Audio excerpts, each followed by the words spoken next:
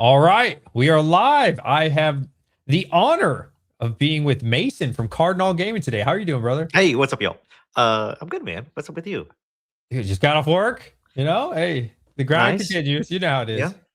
I just got done driving for 4 hours, picking up a collection. So yeah, uh, Ooh, working too. So I got to hear about that collection. But first, can you tell us a little bit about yourself? sure. Yeah. I'm Mason. I have a YouTube channel called the name of the channel, Cardinal Gaming. Is also the name of my stores. I have two LGSs in Louisville, Kentucky. Run a website, cnagames.com, where we have all the same stuff that's in store online. Um, that's it. I talk about distribution and tips for other game store owners and that kind of stuff on my channel. So I don't know, trying to help out and help give information out there. So that's like the focus or the idea behind the channel, anyways. I can say for anybody who doesn't know Mason, that'd be crazy if you don't, but for sure, like you were definitely instrumental into my business. You and Brian, I'd say you're like the main two. Yeah, Watching sure. watching your videos, really help, man. And I really enjoyed. I think it was either 2024 or 2025, probably 2025 more. But you would say like, you couldn't get Pokemon for the store, and you helped me understand the market more of like what was really going on. And I didn't understand distro at all, and I still don't. I don't have distro, right? But it helped me understand like maybe the prices are higher at certain times, or maybe you're not getting the allocations that you want. And I thought in my mind, especially as a new person, which I'm still new, still learning every day, but I'm Yeah. just like, well, I can't just go to distro. I can't just order what you want. And so you really helped out with that. No, yeah, and that was a big driving force behind creating the channel and like getting there's Rudy that was out there, and Danny Phantom was also great. Awesome about sharing information how this kind of stuff works. But yeah, especially early on, there was a lot of, I guess, confusion of how distribution worked. I mean, the distribution has changed even since my channel has started too. So, we didn't have the wave system and stuff when I first started the channel. So, kind of going through all that and kind of explaining it and trying to get people to understand, like, hey, um, it's not like a infinite money glitch or anything like that. It's very complicated and not fair in a lot of ways for a lot of people. So it's very important that people understand. It's not a lot of people want it to be like, hey, once I get distribution, I'm good. Um, no, it's not. It's not going to be that way, honestly. And it's has never been that way for real. So yeah, that's just part of the channel, and kind of like the idea is trying to get that information out there and how that continues to change. Like even now, like Southern Hobby, for example, I don't put in my numbers for them anymore. They just Really? give me whatever they're going to give me. I don't go in there and ask for X amount. They literally just say, "Hey, this is coming out here," and they give you an amount. So it's not even, you don't even have to go in and ask anymore. They just give it to you, which is kind of wild. But yeah, they're the kind of first ones to actually do that kind of thing, where it's just like I don't even have my hands on it anymore. They just do it because it was silly Hmm. to just go to them and say, like, "Hey, yeah, 1,000 of this, 1,000 of this, 1,000 of this." Is like that's not helpful to anybody. If we all ask for 1,000 boxes of Chaos Rising, what is the actual number that we would want, right? Like it's kind of like a silly thing to like just like throw random numbers at the wall and just hope that we're all being honest. And if that actually happened and came to be that we could actually take that amount, I don't know. It's just a silly thing. So yeah, distro is it's a complicated thing. So if anybody have any questions, I'm happy to answer if you have something like specific or something to lock down, or if you do, DJ, you tell me. I have a million questions for you, man. Let's go. Not gonna lie. Okay, so the distro system. Yes. How do you think it would work? Like, who would get the 1,000 boxes, and who would get the 100 boxes or 50 boxes? How do you think that might be dealt? So most distros, and they're all going to be different. So I'll just preface it with that. It's not based on anything other than um, whether you have OP status, like organized play status, with them. You kind of get a little bit of preferred treatment for a lot of things, and then it's your spend. The amount of money that you spend with distro typically influences how much of XYZ you can get. With some people, it is just like how much you spend just in Pokemon, or TCGs in general, or overall. It kind of just depends. Um, who it is and what they kind of do. So Like Mad Owl is one that I use, and they're pretty generous to me for what they do. But I also buy a ton of sleeves and deck boxes and all this other crap from them that I get a build up spend with, and so my numbers look really good compared to most people, right? But it's Right. really hard because like right now, you can't build spend if there's nothing to buy, right? So like people that are coming into it, and even if you get distro right now, maybe you open a store and you say, hey, sure, I got to take all this stuff to build my allocation. It really doesn't matter because there's nothing there for them to give you. So it's like if it's in a TCG, what are you gonna do? Buy a bunch of Aether Drift booster boxes? Like, there's no way for you to like actually kind of build that spend right now because Magic's having issues. Of course, One Piece is you'll never have One Piece. Pokemon's having issues. A lot of these distros websites on the TCGs specifically, there's nothing there. So I don't know what like if you try to build your spend, even if you wanted to, there's nothing there. So it's really bizarre. It's a weird time right now to even like try to build spend because that's why you see you talk about Brian Pokey. That's why he has rooms full of like Ultra Pro products and deck boxes and all this other crap because that's really all there is to spend money on to try to build your spend up with these companies. You just have to buy all this other stuff and then just sits there in hopes that it eventually pays off if you have Pokemon. It's really a weird, bizarre system, especially right now. So I'm just making up fake numbers here, right? Sure. Like, let's say I bought 10,000 of these binders. Is that a hope that you'll get Pokemon? Or is it like, I'll scratch your back kind of, you'll scratch my back kind of deal? Yeah, there's no like, hey, like maybe some people do, but I'm not going to like my sales rep, with Southern, for example, and be like, hey, if I take these, can you promise that I get 10 cases of XYZ? No, it's not that black and white or that simple. It's Right. really is just like, you have to be a good customer to them for them to be able to take you seriously and kind of build that up and that reputation up to be like, okay, yes, this guy has the money, he has the funds. I don't have to worry about him like not taking something, or he's doing a large enough business where, yes, if he puts in 500 for booster boxes, that he can actually take them and actually pay for them. So it's all about like legitimizing your business to them and saying, yes, I have either stores or a place to offload this stuff or to move this much product. I can do it. You can go ahead and give it to me. And it makes them feel a lot better about just giving some random guy, 100 booster boxes that's all they buy from him. It's an easier way to kind of vet buyers. That makes sense. Yeah, because they have I don't use terms, but a lot of distro does offer like 30-day terms or 60-day terms, something like that. And sometimes they just don't pay. Really? And then then distro gets burned, or they'll put stuff on to the side and say, hey, this wave 2 finally came in for perfect order, let's say, because we still haven't had wave 2 or perfect order booster boxes. What if a store said, well, I don't want the booster boxes now, they're all cheap, I don't want that stuff now? You definitely want to do that. That's a big and easy way to get a big X crossed over your business. So you definitely, if you say you want to take something or you will take something, you absolutely do have to take it. Or they definitely don't like that. Yeah, that doesn't sound too smart at all, man. No. Question. Yeah. I have a million of them. I do. Let's go. I have a million Let's of go. them. That's why I'm here. Right. So Rudy, watched him quite some time. I see a lot of videos, and like every year he makes a video like, do not open an LGS. Most of the time, that's what the title is. Now, I also say that. Yes. Okay. So I'm curious on your view because I know you have a second store now. And so like if you were to start right now, or not you, but maybe little Timmy, little Susie out there was going to start right now considering it, do you think it's a good idea? Look, there is a world where if you followed a set pattern of behavior and you got to the point where you did, yes, want a physical brick and mortar store to run OP events, and you wanted to do this, for the longevity of the business and the hobby, 10 plus years, sure, open a brick and mortar. It's not a great time to do it, and it's not going to necessarily fix your situation, but sure, it's completely viable.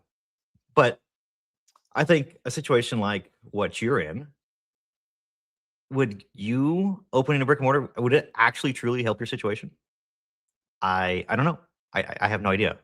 And a lot of these guys, I talk to a lot of people because I do a lot with TCG Player. I give a lot of people tips and how to sell on TCG Player, how to sell direct, and kind of set up direct for success. And these guys are operating out of their houses or their basement, and whatever. Yeah. And they're like, "Yeah, I want to open up a brick and mortar one day." And I always tell them, "Do you actually want to do that? Because there's plenty of other ways to build a business in this space that is not just brick and mortar. There's so much time, liabilities. You have to be there X amount of time. During the day, certain days of the week. You can't just flake out and say, "Oh, I'm going to be closed this day or this day or this day." Your customers are going to stop showing up. Yeah. And you open a space and you get it all set up, and then you sell through maybe the little bit of inventory you have, and then you have no way to procure more. So you just have a big empty store. And I tell people on my channel all the time, I have to have products on the shelf so people keep coming back, right? Yeah. Doesn't matter if they're overpriced, doesn't matter if it's stuff they don't want necessarily, but I have to have stuff in my Pokemon store, in my Magic store, so people think of me as a Pokemon and Magic store. If I don't have anything on the shelf, they stop showing up, right? So that's why it's super important. Even if you have to get it and pay whatever, 80, 85, 90, whatever percent you have to, just to have something on the shelf so it looks like you're actually running a legit business, you got to do what you got to do. So, there's a lot of stuff like that. Ordering takes a ton of time. If you have employees, huge headache. And That sounds expensive. I just wrote a payroll check for $33,000 for my 2 weeks of expenses. Very expensive for my 2 stores, 19 employees. Wow. They all got to get paid. So yes, it's very, very expensive. The overhead will absolutely eat you alive. Let's say you go and you buy a collection maybe once a month, and maybe it's $10,000 here, maybe it's $20,000 here, maybe it's $5,000 the next one. It's very spotty, sporadic, and you get to move at your own pace because it's just you, right? Right. I have payroll every 2 weeks. I have leases I got to pay for every month, right? I am on a time crunch to constantly keep things moving, keep things churning. So when people ask me, "Oh, Mason, do you put stuff back? Do you hold on to singles? Do you send stuff off to grading?" No, I don't have the time or the luxury of waiting. I got to get that money turning right now so I can pay my employees next week, right? So there's a whole lot of headaches and additional pressures to open up a brick and mortar and LGS that you turn into maybe this being like a job, a passion or a side job or something that you enjoy, that also you get to make a little bit of money from. It's a full-fledged operation of, okay, I have to manage people, I have to manage my time, I got to do customer service to a much, much higher degree. I got to worry about security, That's a insurance, big one. Oh my God. all these things. Yeah, all these things you have to worry about when you put yourself out there as come to this place to conduct business. There's a lot of liabilities and a lot of stuff you have to worry about and additional costs. So there's more than one way to do it. I would say, do little baby steps. Do little, there's a sequence of events, and it's not linear. It's not like it's a certain time frame or anything like that, but there's baby steps that you should go to kind of wean your way into a brick and mortar if you want to do that. I tell folks that are operating out of their house, get a little office space with maybe some warehouse or some flex space that you can have. Maybe set up your card system and racks on that. Or, maybe you can have a little like warehouse office space where you can maybe throw up some glass displays, throw some singles in it, have a place to like buy and trade or, buy and sell from a little bit. That's not exactly brick and mortar. It's not going to be OP because you can't run events Right. out of there, but it's a stepping stone. It gets you people out of your house. It gives you a place to conduct business that's secure and not like having people come over to your house with, tens of thousands of dollars of product or buying tens of thousands of dollars of products from you. It gives at least you some less liability for your personal assets and people knowing where you live and stuff like that. So that'd be like the next like little step. And then maybe, if you grow out of that and you want to do some more, then look into getting a little space. But there's absolutely nothing wrong with, taking little baby steps, tiptoeing your way into it. You will quickly realize and learn whether or not this is something that you want to do or that you can do it. But to throw yourself in a brick and mortar and say, yes, we're going to be open 7 days a week. We're going to be open, noon to 8 or noon to 9. You have a family, you have kids, you have a wife that you have to worry about. You have people in your family that you have to take care of. Your kids have soccer practice? Do they have, band practice? All these things, like all that stuff is a huge factor because you have to be there. And if you're not going to do it, who will? So it's very a complex issue when you decide to make that jump. That's a lot, man. I'm sorry, but I've had people ask that, and I've ran through this scenario so many times with people that it's just like, these are things that you have to think about. That's scary, because I mean, I never have the thought personally. And again, I think that's because people like you and Rudy and other people who are like, are you sure you want It's not for everybody. It is not for everybody. I don't think it'd be for me. That's a lot. That's a lot to think about. So I remember watching a video. I don't think it was recent, but you were packing until like 1 a.m., 2 a.m. I can't remember, but it was like maybe it was midnight or something. That's normal. It's regular. That's a regular thing. If I have to go and buy collections, I might drive. Like I said, I drove. This is 8 hours round trip that I had to go drive. Wow. It happens. That's the kind of stuff that you got to do to make it happen. So it's a lot more than just you being at the business for 8 hours, right? Yeah. Having employees and having people, managers and people that can run this stuff for me, the front end stuff allows me to do a lot more in the back end and really help the business grow that way. Way more than I can do if I was actually there. At this point, we're in the growth phase of I'm trying to partner with people, grow connections, do a lot of wholesaling or business to business stuff.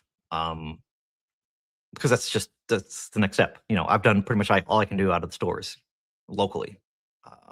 There's more stuff I can do, but the way to accelerate the growth and really move product in the way that I want to, or to the amount that I want to, it's got to be business to business, or at least maybe buying wholesaling from some other businesses too. So that's really what we're looking at right now for me. And so I'm very busy. Going to shows. I'm going to every card party this year. There's a lot going on. That sounds. You're a busy man. I'll definitely say that. Do you know Mimic Brew? Yeah. I've met him before at a card party, I believe. Yeah, I've met him before. Oh, awesome. What an awesome dude. Super awesome dude. Since you're the best guest we ever had, so he's speaking highly of you. That's crazy, but thank you. And we do have a question. It looks like we have a good amount of questions.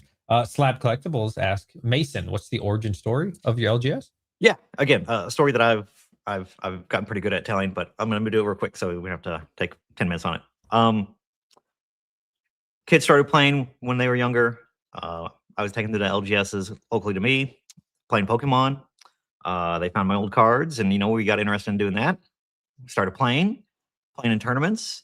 At that time, all the nationals were held in Indianapolis, which is only a 2-hour drive from us. So we went to the nationals for 1 year, and they were really into it. It was awesome and had fun.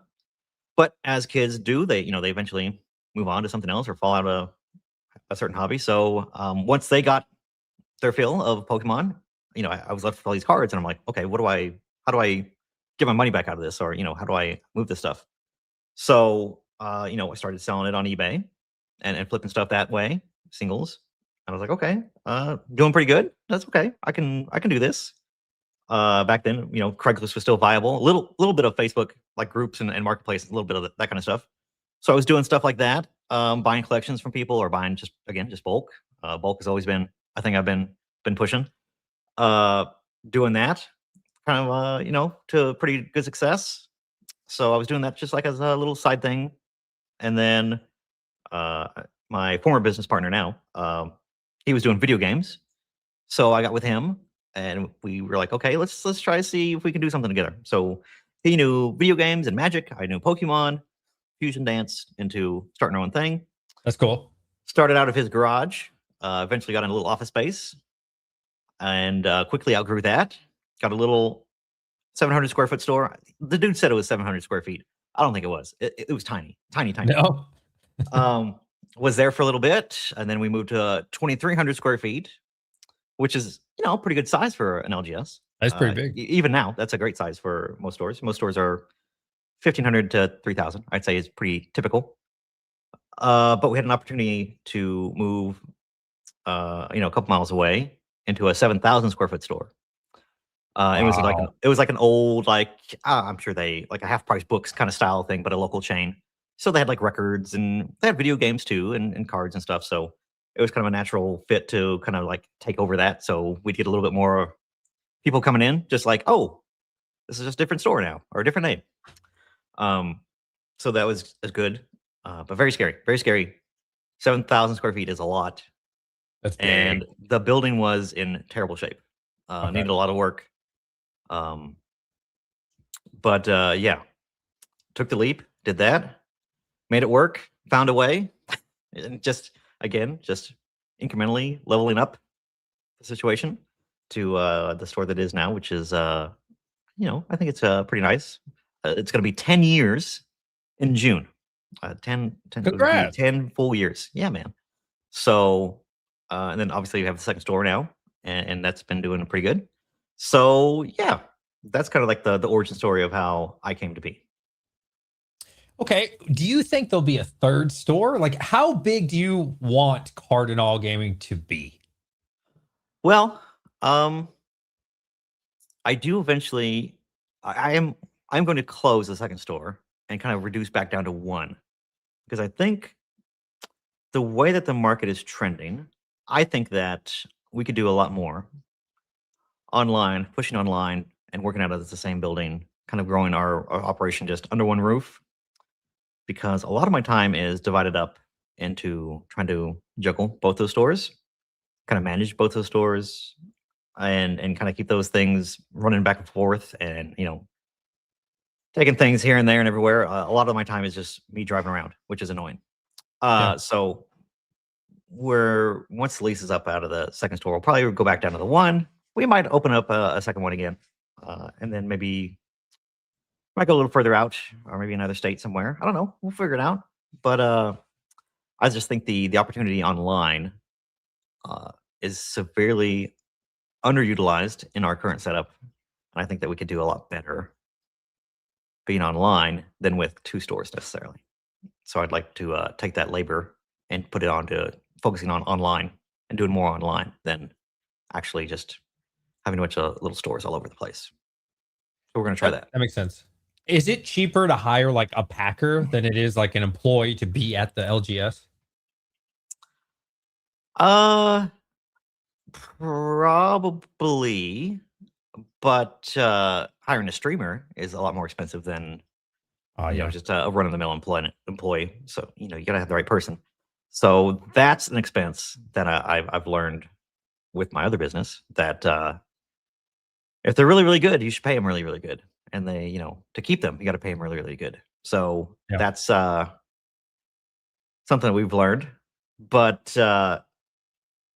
yeah, it's they can definitely, if you find the right person and they do a great job, obviously they more than pay for themselves. So yeah, it's again, there's general purpose people and then there's specialized people, right? That can do certain jobs or will do or fit well in doing certain stuff. So you definitely, it's a struggle to find the right pieces of the puzzles to fit in, for sure.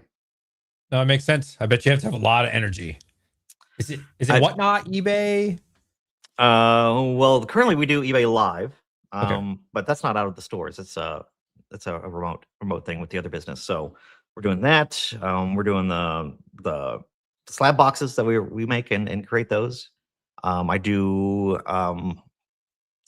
sales on like Walmart.com and other places for like other like bulk bulk boxes and kind of like stuff like that. So that's a whole operation as well that I have to have somebody running a machine for that 24/7. If I could, I would love to because it's just right now, it's just printing free money. And I have the Rokas, on TC Player Direct. I got all those guys that run those machines and keep those machines running and keep the inventory restocked, refreshed, sorting, and putting that stuff away. It's so many people that and all these different jobs, all these different positions. It takes very specialized people, and we got to figure out where they all fit in. That makes sense. We got a super chat. Yeah, yeah. That's half of your money, right? after YouTube takes their 30% or whatever. I have lots of sealed Ascended Hero product. When is a good time to sell to make a decent profit? 1 year, 5 year, 10 years? Mostly ETBs. A decent profit. I mean, look, you're talking to a guy that if I immediately had anything in Ascended Heroes, it would immediately be gone. I am a strong believer in the turn and burn. Like, get that money, put it into something else so you can also sell that. Money sitting on a shelf or a product sitting on a shelf does me no good. Again, I don't have the luxury of time and waiting. I got to get things moving always, constantly. Yeah. So if you're asking me, like, I would already have those sold because now they're just so easy to sell. Like, get them out of there. Then you have money. Go buy some other ETBs or something else. You know, keep it moving. Any sort of like profit that you feel comfortable taking, and you feel like it's you know, you could use that money somewhere else and do more with it or buy more with it. Like, are you doing it for a hobby or are you doing it for a business? It's all that kind of stuff. Like, I need more context, but valid. Yeah, I would. They'd be so gone, so long gone. That's such a good way of putting it, because I'm still new, you know, very new, still learning every day. Yeah. But I think it was like January or February. I said something in one of my videos and Brian saw it. And I was like, well, you know what? If it doesn't sell, it's fine. I'll sit on it. It'll sit on my shelf. And he's like, stop doing that. He's like, are you running a business or are you collecting? I'm like, well, you know, I'll just sit it there. And he's like, no, stop. He's like, dude, it's fine if you don't want to run a business, but if you want to run a business, it's got to go. And so then ever since I listened to that advice, man, it's done so much better for me. Like, yeah, so Top says that it is a business. If you hold something, if you're holding products and you're not selling those products, you're not a business. Businesses sell things. Valid. And businesses buy and then they sell. Obviously, at a profit would be good. So if you're making a profit, you have your answer. I just think of like how much if I had $10. Say an ETB was $10. Yeah. I bought it for 10. I can sell for 15. I'm gonna take that $5. That's my profit, right? Yep. If I waited for that ETB, let's say 3 months, to double in price, so that $15 ETB went to 50 or 30. Oh, now I'm making $20, right? Because I paid 10. Right. But if I had to wait 3 months to do that, I could have sold that ETB, flipped that money multiple times. In the 3 months, I could have churned that money 10 times. Wow. 10 times times $5 is $50. Yeah. So you made, instead of making and waiting and holding and making $30, you're making $50. See where the process of thought process in that is? Obviously, that's hypothetical numbers. Those are all made up, and it's like it's a scenario that worked for my illustration. But I'm just saying, take the profit, roll it into something else, sell it, take that profit, roll it into something else. The faster you can do that, the more actual money you're making, because you're growing in assets as opposed to just cash, right? So if you're a business, you want to be growing your assets and not cash, right? So you got to keep the balance sheets. You can't just make a bunch of profit and then sit on it. That's how you get losses and taxes, and you get taxed on all that, right? But if you're deploying that money into doing something else, making that into a negative, then now we're actually making money. We're making actual true money instead of just like sitting on like a dragon, sitting on a bunch of cash for no reason. A dragon? That's a cool way. I never thought about that. Yeah, I mean, you know, cash in your bank account is not making you any money. Yeah, true. Like, you want that money to be out there in products and doing stuff for you, and then you actively trying to sell those products. Sitting on a bunch of cash in your bank account does you nothing. You make me feel like I need to sell my prismatic cases. I just bought like 30 of them like 2 weeks ago because of like this 20% drop. Yeah. And I bought them for like 17-ish, 17.50 for some of them. Yeah. And they're like maybe 19. And I've been waiting for like just this restock to dry up. And I'm like, is it going to dry up quick? I think it's not really doing much. And I'm like, it's going to go to 2,200 again. And that makes me think, you know what? Let me just take the $200 on them. I should just do that. I should do that, huh? TCG. Let's see what they're doing. We can take another question while I'm looking at that. But yeah, and while you're doing that, even my Ascended Heroes cases, I've only sold 4 so far, and I just put one up today. I've been like slow dripping them, but man, I just need to just get rid of it. That makes a lot more sense, man. well, I've been doing it for 10 years, so I've seen it. I've been doing some things. Yeah, I mean, look, moral of the story. Did you pick up me sharing my screen? Is that okay? Oh, absolutely. I'd be honored. Let's yeah, I don't know if you need to give me permissions or not, or maybe I can just do it. Let me see. I think you have to share it on your own, and then I can click on it to show everybody. Okay, gotcha. We're gonna do. Let's do this window. There we go. Looking at Prismatic, right? Yep. So, this graph looks pretty scary. Looks pretty turbulent. Not so great. So when you look at a page like this, it's just me telling people, just for the sake of like a quick little rundown of like what I'm looking at on this information to like discern what to do with things. 2 very important things. There's obviously this graph here that shows you the general trend of things, right? And then also this stock right there. That's the amount of these things that are just on TCG Player right this second. Oh wow. Right? Gives you an idea of like the market, the current like volume that there is on TCG Player. This tells you how many have sold in the last 3 months, or as you flip through here, it'll change. So in the last month, 1,700 of these have sold. So based on this number alone, obviously this is just rough. Like we have a month and a half worth of stock on this website, right? Yes, right. So like saying that Prismatic is a great set, it'll probably continue to sell. That's not like a hot take. I think people are going to keep buying Prismatic. Yeah, I think we're going to be okay with maybe waiting a little here, because the amount of quantity that is selling through is greater than, like, look, there's not 3 months worth of supply. Yeah, definitely not currently. So, and again, obviously people are going to add stuff and things are going to sell, and obviously it's going to change and fluctuate. But always look at this number 2, average daily sold, 42 every single day. And that's just here on this one website.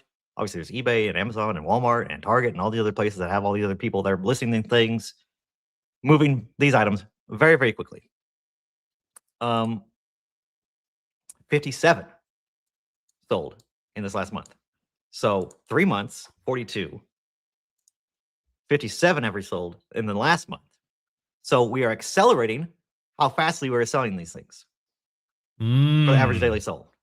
I've never heard somebody notice that. So as prices have gone down or lowered, more people are willing to buy, because obviously it allows a lot more people, a lot more access to these products. It's the same thing like why I don't like Pokemon Center ETBs. I think for the proposition of like how exclusive they are is nice, but they are so much exponentially higher than a regular ETB that it kind of gatekeeps a lot of people from like participating in those items.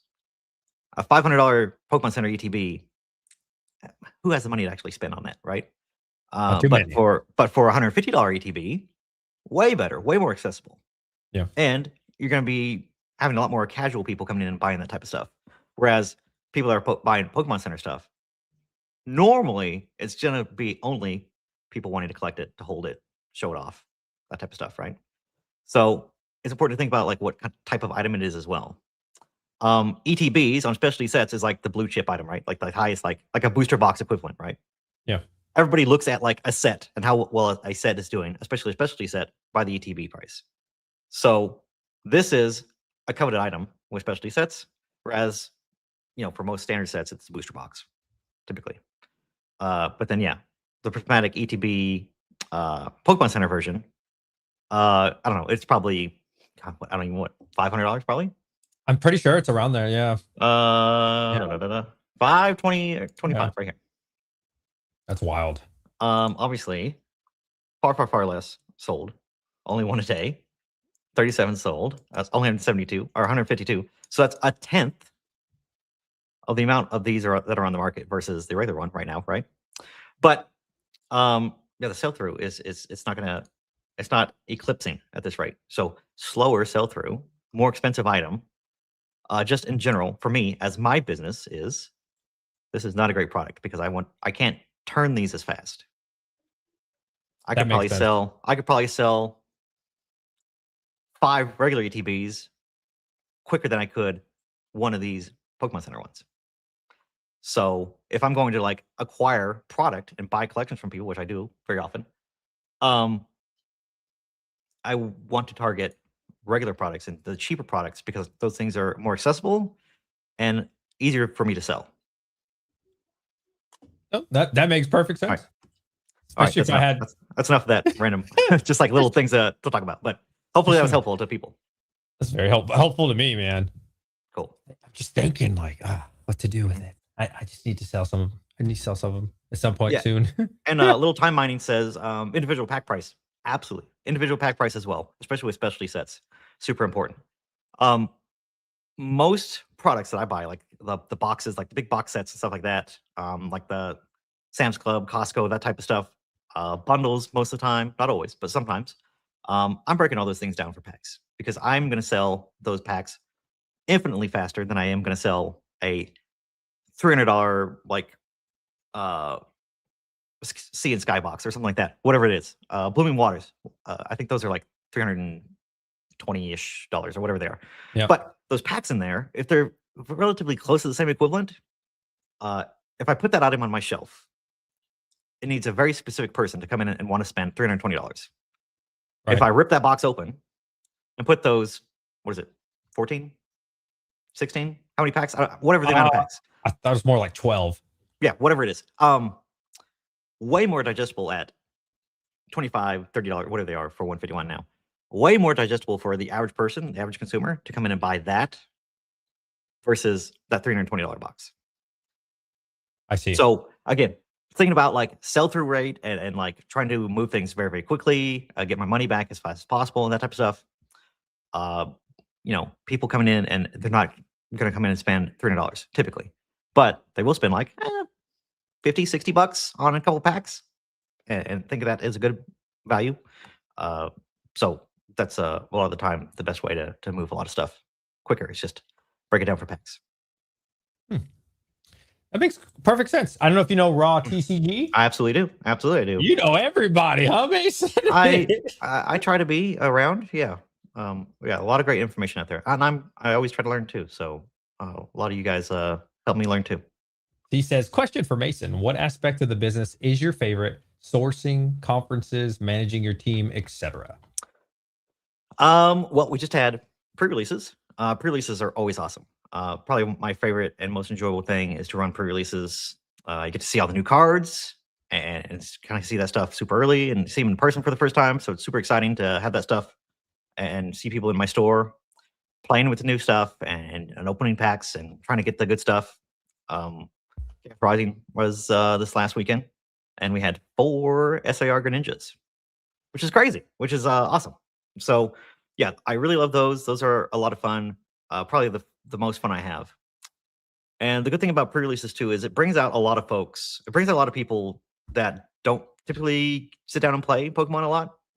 Obviously, the draw of new cards and pretty things, and being a relatively cheap price helps out a lot for that. But pre-releases always just bring out the collectors and those type of people that don't typically play, weekly or competitively.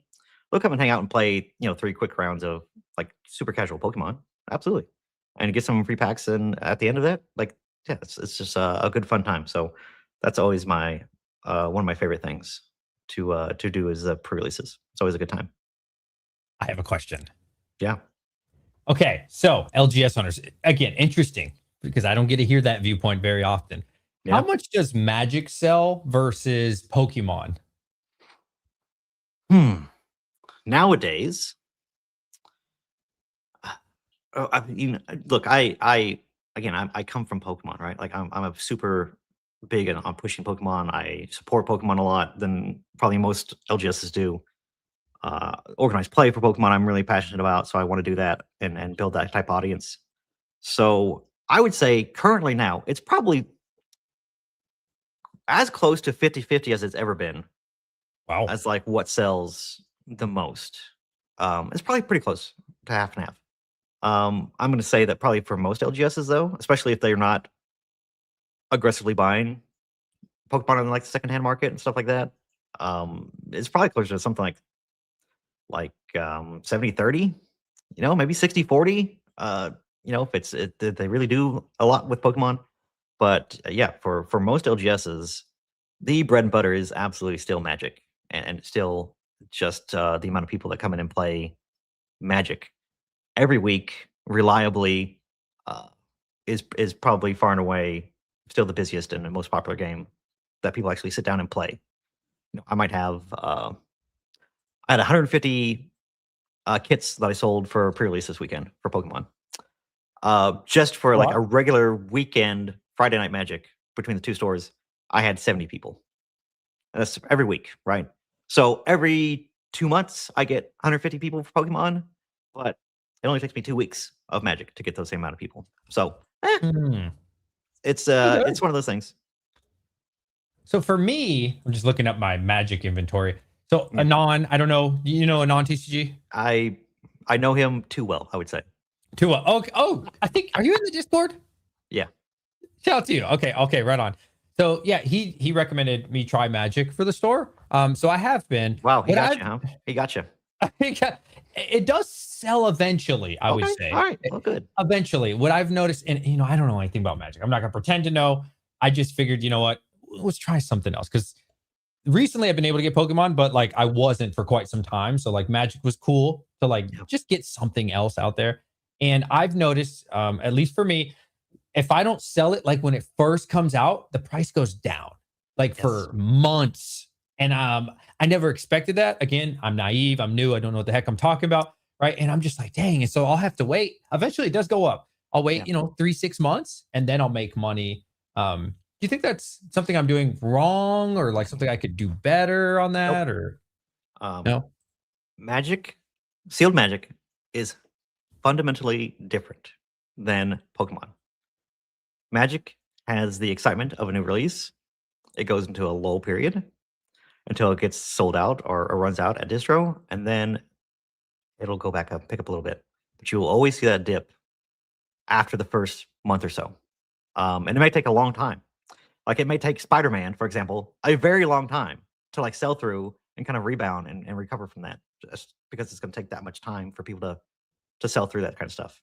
Yeah. Nobody's okay, not nobody, but a very small amount of people that are buying Magic are like collecting it and like sitting on it, right? Magic is still very much a player's game. People are opening it for packs. They're ripping it. They're having a good time with it, playing the game. So until the players rip through all the product and Wizards of the Coast stops printing it, it's going to be very difficult for that type of product to go up in price. Even for like as popular as like Lorwyn Eclipse has been, Yeah. all those products and all those boxes are still ever so slightly and not as aggressively as normal, but still trickling down cheaper, as players' attention gets put onto other sets and new stuff that comes out. It's just going to take them longer to kind of sell through the stuff that's out there. And most stores that have some boxes to move, they don't want that money trapped in that stuff, so they are far more aggressive to dump it and get the money back out of it and kind of get rid of it, get it off the books, and kind of get it out of there if they're not moving it, which makes sense. Again, as a business, sales velocity is huge. Yeah. So, yeah, break even or whatever. If you made some money in the first month, but then you have a bunch left, it's smarter as a business to get out of that dead product and put that money into something else new, something else shiny that people are actually are going to buy. So it does make a lot of sense from like our like Pokemon investor brain, but Right. that is the way of an actual TCG. And in normal periods of Pokemon, that's how it is as well. Very typical for that type of cycle to happen. So we should not be seeing these like crazy jumps in prices for Pokemon within the first 2 years of the product's life. It should be way, way, way down the line where all that product runs out and people stop caring about it, when it rotates out of standard and people don't need the cards anymore. All that is way more typical and normal. That we don't actually see any start of actual growth for Pokemon until like 2 to 3 years after that sets out. That's way more typical. And obviously, again, not as dramatic of a spike because, again, people have moved on. They don't really care about it. But obviously, that also creates some great opportunity for things to be bought at the lowest of the low. And then, if you want to sit on it for 2 or 3 years, as like a little investment thing, again, as not a business, not a great business move, but as a collector or a speculator or somebody like that, that's the way to do it. The old, that's the Rudy model. That is the Rudy model. That is the Rudy model. And taking stuff that nobody else wants when it's at its lowest is the way to maximize your percentage gains. But it's not going to be the fastest money. It's not going to be necessarily the smartest place to put your money. So unless you're in it for the long haul, that's not always the best option. Okay. Question, because you've been doing this a long time. I'm old. Yeah, I'm old too. How has this bull run been different? Sorry. How has this bull run been different for you as like a business compared to like say COVID or something, or even a previous bull run? Oh, I think it is all the same one. As I think COVID in this one has not really died down. I think it is the same one, but obviously I know what you're talking about for like the ups and downs of it. This one is unique in that we are at the point where it's not just like vintage stuff is popping off. Oh, okay, then we're gonna go over here and we're gonna go to mid-era, and then we're gonna go over here, we're gonna go back to modern, and then we're gonna go back to a sealed product, and then we're gonna go back to the slabs, and then Watsy slabs. And it used to be so much more, you could kind of like track where people were like focusing on and kind of moving, and like as influencers talked about certain things, like that stuff would spike up in a boom, or even after COVID. But now it's literally everything all at the same time, with no signs of slowing down at all. So what we're seeing is not just people playing, making a game out of it. I think it's gamifying like a hobby in the sense of like, okay, this is undervalued compared to XYZ. This is a target for us to look at and to kind of speculate on. And then obviously it's kind of like becomes self-fulfilling, especially in a boom where it's just like, yeah, if you eliminate 200 of a single card from the market, yeah, that's going to make a difference because there's only however many on open market, right? Obviously, Right. yes, you're going to see the boom and the price is going to move. The buyout works in that scenario because the amount of sales versus the amount of cards being replenished is not equal. I see. So things that are getting sold, it's going to keep at that price because the most people, there's not a bunch of tag teams that are just going to magically go onto the market all at once, right? Yeah. If people buy out 50 of the tag teams, the price is the new price just because there's not the downward pressure of people sitting on product to like suppress the price down lower where they have to compete. Most people are going to be very happy with the sell-through rate in a boom because, it may take a week, 2 week, a month or something like that, but you'll get your money eventually just because that's the general trend is up, right? Yeah. As soon as that stops or as soon as that happens to where that participation of purchasing falls off, things are going to self-correct and correct as they did like in the, let's say like Paradox Rift era, kind of like where things kind of like took it to, maybe dip down like 15-20%. Most singles did and stuff around a lot of things in the hobby did. But, it's still higher than it was. It's still a higher curve if you want to think of it like as a straight line slope. It still is has a big hook on the end of it typically, even if it does level out or go down a little bit. So that's the thing about a lot of these singles and things that people are do these buyouts on, and just I think true organic growth is that it's the cards aren't being replenished fast enough for the prices to go back down. So until that happens, that is the price. Just supply and demand. That is the price. Yep. Yeah, it's been weird for me. Again, I don't have much experience or anything, but Prismatic was hot. But this is like Ascended Heroes is crazy because I'll buy some cases, 5, 10, whatever it is, a certain price. And I'm like, okay, I'm gonna be able to make $100, $150 a case. By the time they arrive to me, just the 5 days that they're in the mail. I'm like, oh wow, look at that. I'm up to 20%. So I'll sell them. By the time I ship it to the person, they're up $150. And I'm like, what is going on? This is crazy. Yeah, and obviously that's it's so hard to to look at that and be like, oh man, I could have made an extra $150 if I just waited 3-4 days. But you know, if you once you start to look at it as like a volume thing, that mentality kind of, I don't say it goes away, because obviously I look at stuff and I'm like, really? I have like the old price memory where I would go like, Mewtwo and Mew GX tag team. That's like, what is it, like $70 right now? I'll sell that card for $2, $3. Wow. 6 years ago or whatever it came out. So I have that kind of traumatic memory. So, but like, yeah, it's yeah, thinking like that is not a healthy way to look at things. So just don't get too caught up in that kind of mindset. Okay. I won't. Saul says, question for Mason again. Someone who isn't a shop owner and isn't really looking to churn daily, would you not recommend investing in sealed for an appropriate 5-year time horizon? I would, but it's very difficult to like, in 5 years, is literally everything going to be higher?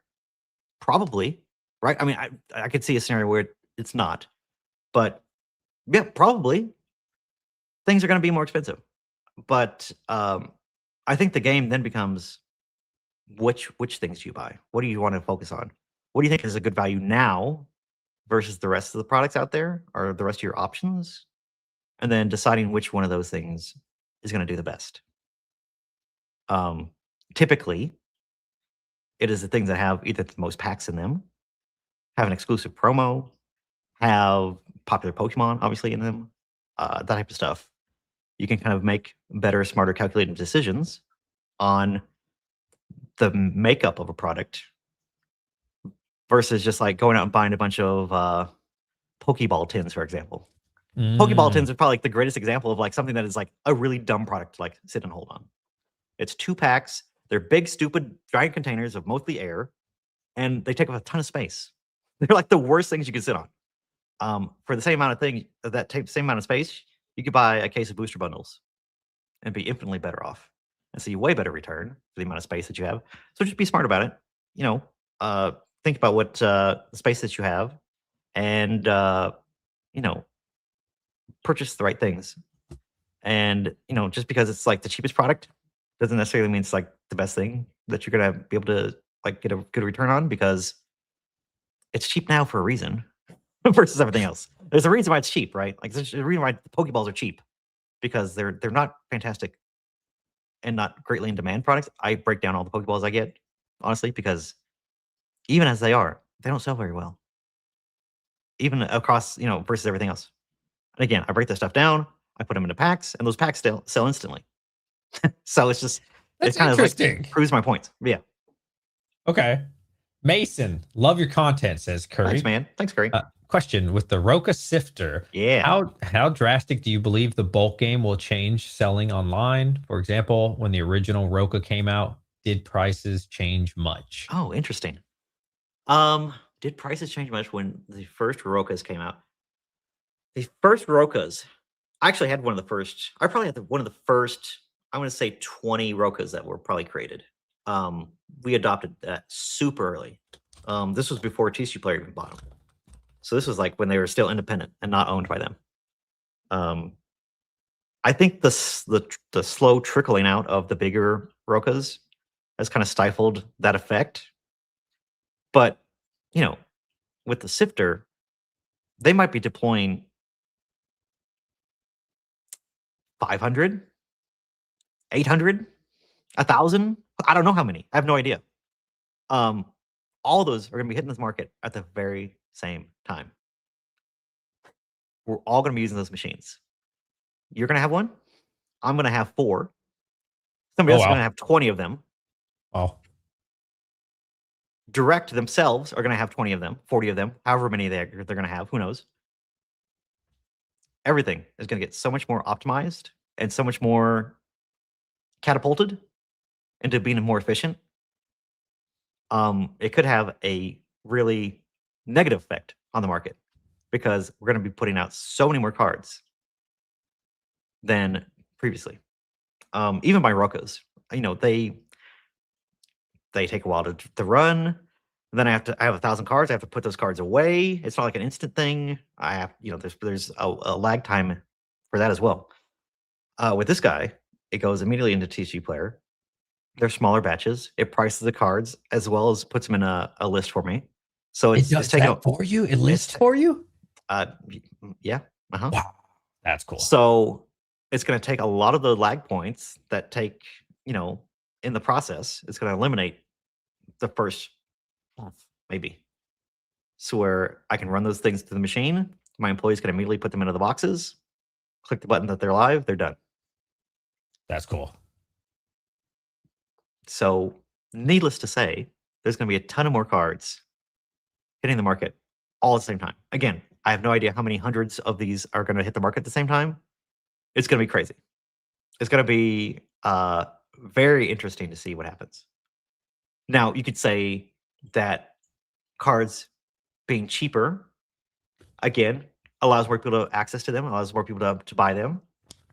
So that maybe a $20 card goes down to 15 or 10. How many more people want to buy that card at $10 versus the 20, right? I don't know. Is the market currently now, does it even matter? Because as many cards are going to get thrown on there through all these sifters, they're going to be immediately purchased back. I don't know. It's really an interesting time, and the market ups and downs and the factors of all that stuff is going to really play into it too, about whether or not it's going to have some dramatic effect on the market. If you're asking me like what I truly think, bulk is going to have a huge downswing. Even in the playables, the amount of playables and your night stretchers or your other playable cards being, $1, $2, $3, $4. Not anymore. I just think it's gonna not. They're just gonna move so much faster, and I'm gonna be able to list them so much faster. I'm gonna probably, with 4 of them, I'll probably quadruple my input that I can do through those machines. So I'm gonna be putting tens of thousands more cards on the market, just myself. Think of all the other stores and all the other people that are doing this on a huge mass scale. It's gonna have an effect on it, definitely. I wonder with AI and all this, I didn't know they were already putting it on the site for you. Do you think one day there could ever be like, I don't know, the sifter, what's it called? Ruba? What was it?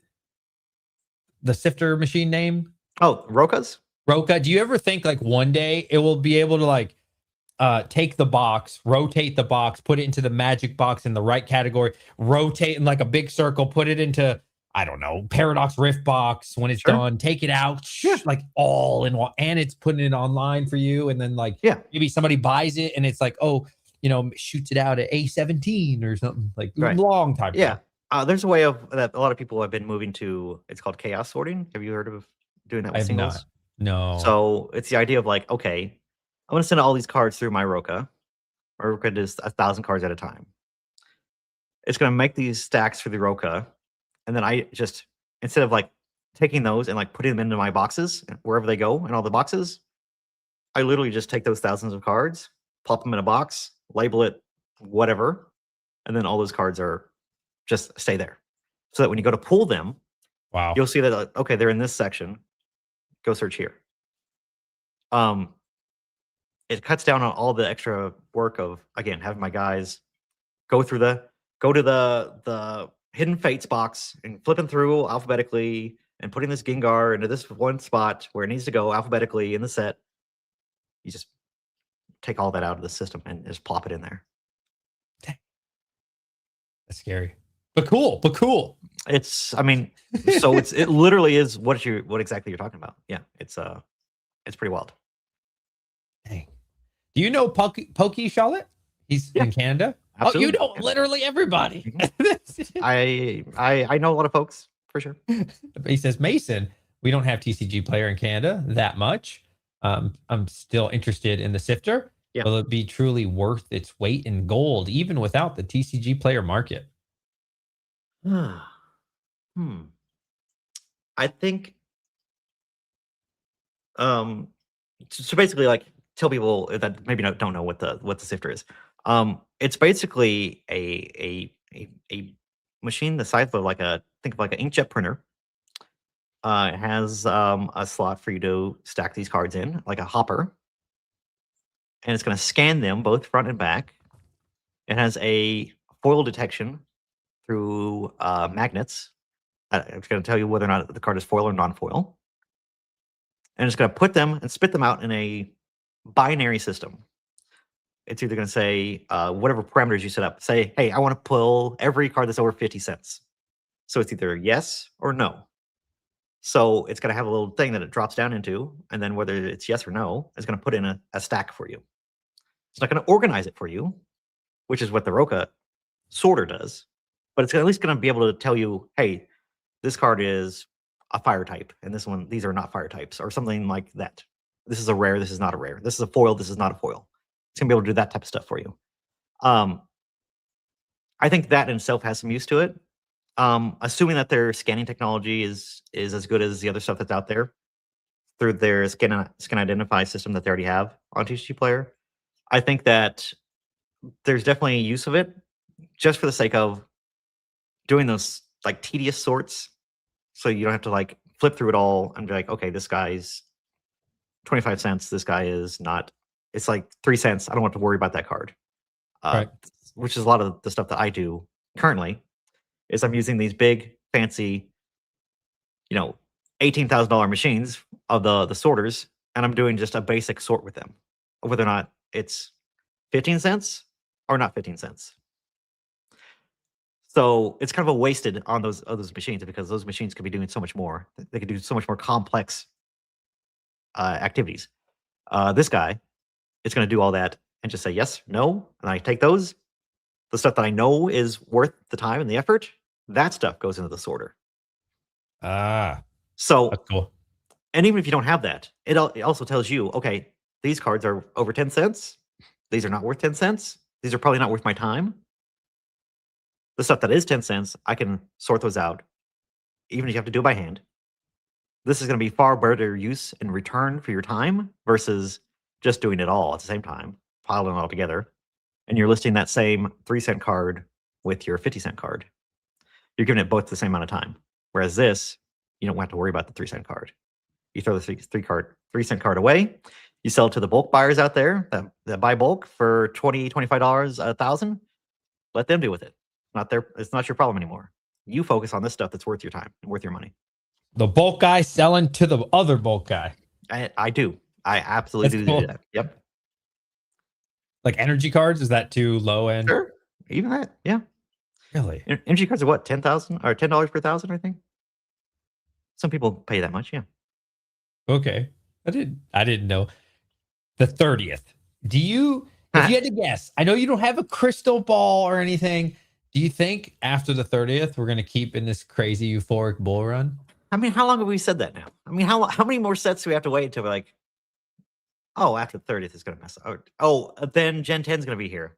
Then after Gen 10 it'll calm down. And then, it's going to be, we're going to keep kicking the can down the road here, I think. I don't really think it's going to be, it's not going to be like an off-on switch. And that's what people tend to want to think about when they think about like Pokemon. Paradox Rift and all this. Whenever that stuff was out, it all died and it all went to zero. No, it didn't. Right? It just was a little bit slower for a short period of time. It goes in waves and it goes in like it's not off on. It's not Right. off on. It is a slow trickling down and a rise and a lowering and a rise. It goes in like these waves as opposed to just like on off on off on off.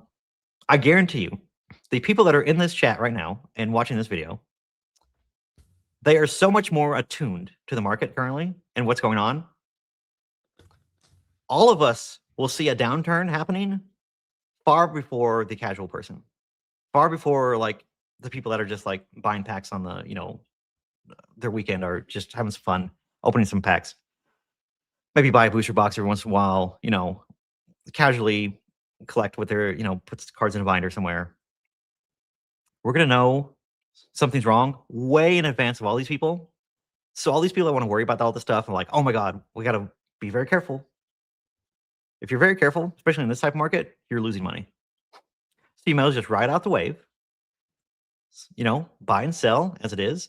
Look, as soon as I know, when I get a flood of like people wanting to sell sealed to me, or a flood of people wanting to like sell their singles to me, Yeah. I'll be like, oh, what's going on here? Then I'll know. We'll all know because I'm going to make a video about it. And Danny Phantom's going to make a video about it. And a Pokénini is going to make a video about it. We're all going to have videos about it. Everybody's going to know that's in the chat. So everybody that's like worried about like, oh my God, should I not buy right now? It could all crash tomorrow. It's not. It's going to crash probably 6 months after any of us say it is. Because That's we're going to have so much more forewarning because of how attuned we are to the market, right? So yes, as iFOMO says, it's business as usual until we start to see those types of signs. Shout out to iFOMO. I love iFOMO. Oh, long you know him. time. Oh, really? Brother. I've known iFOMO for probably as long as I've had my channel. I think iFOMO has been around. So long time OG. Oh yeah. You're what's the word? Omnipresent? I'm tapped in. I'm pretty tapped in. Tapped in. I'm not saying I'm like I'm not Morpheus from the Matrix, but I'm up there. Oh, so I guess I asked because that's one of my main comments from people. Honestly, it's probably copium. Like, I get called scalper or all that stuff. I buy collections probably just like everybody else does and make my little margin. And one of the comments is like, you wait, it's all going to come down after the 30th scalper, stuff cool. like that. And I'll be out of all my stuff and I'll be doing exactly what I was doing before the boom. Cool. Like I have no concerns. Business as usual. Again, like it's, I'm going to be here whether it's booming or not. So, and that is definitely a major misconception. If we want to go back to distro for a little bit. Yeah. People think I'm just crushing it right now. Like I got to be making just a ton of money, right? Like all these LGSs that have all these distros, we got to be just doing a ton. It's the same thing when I was talking about sitting on a product versus just flipping the money. I would much rather be selling a booster box to people for $150 and be able to move it so much faster than getting a quarter of what or a third of what I typically do and have to sell it for more. Does that make sense?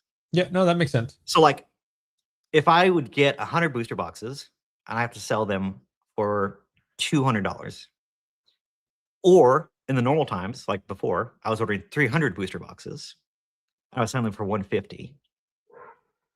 I am making more money selling those 300 booster boxes for $150 than I am for the 100 at $200. That's a Rudy talks about, right? So I want more product. I want to be able to sell things at a cheaper price because, again, people that used to buy booster boxes no longer buy booster boxes because they don't want to spend $300, right? Or $200, or whatever it is. Yeah.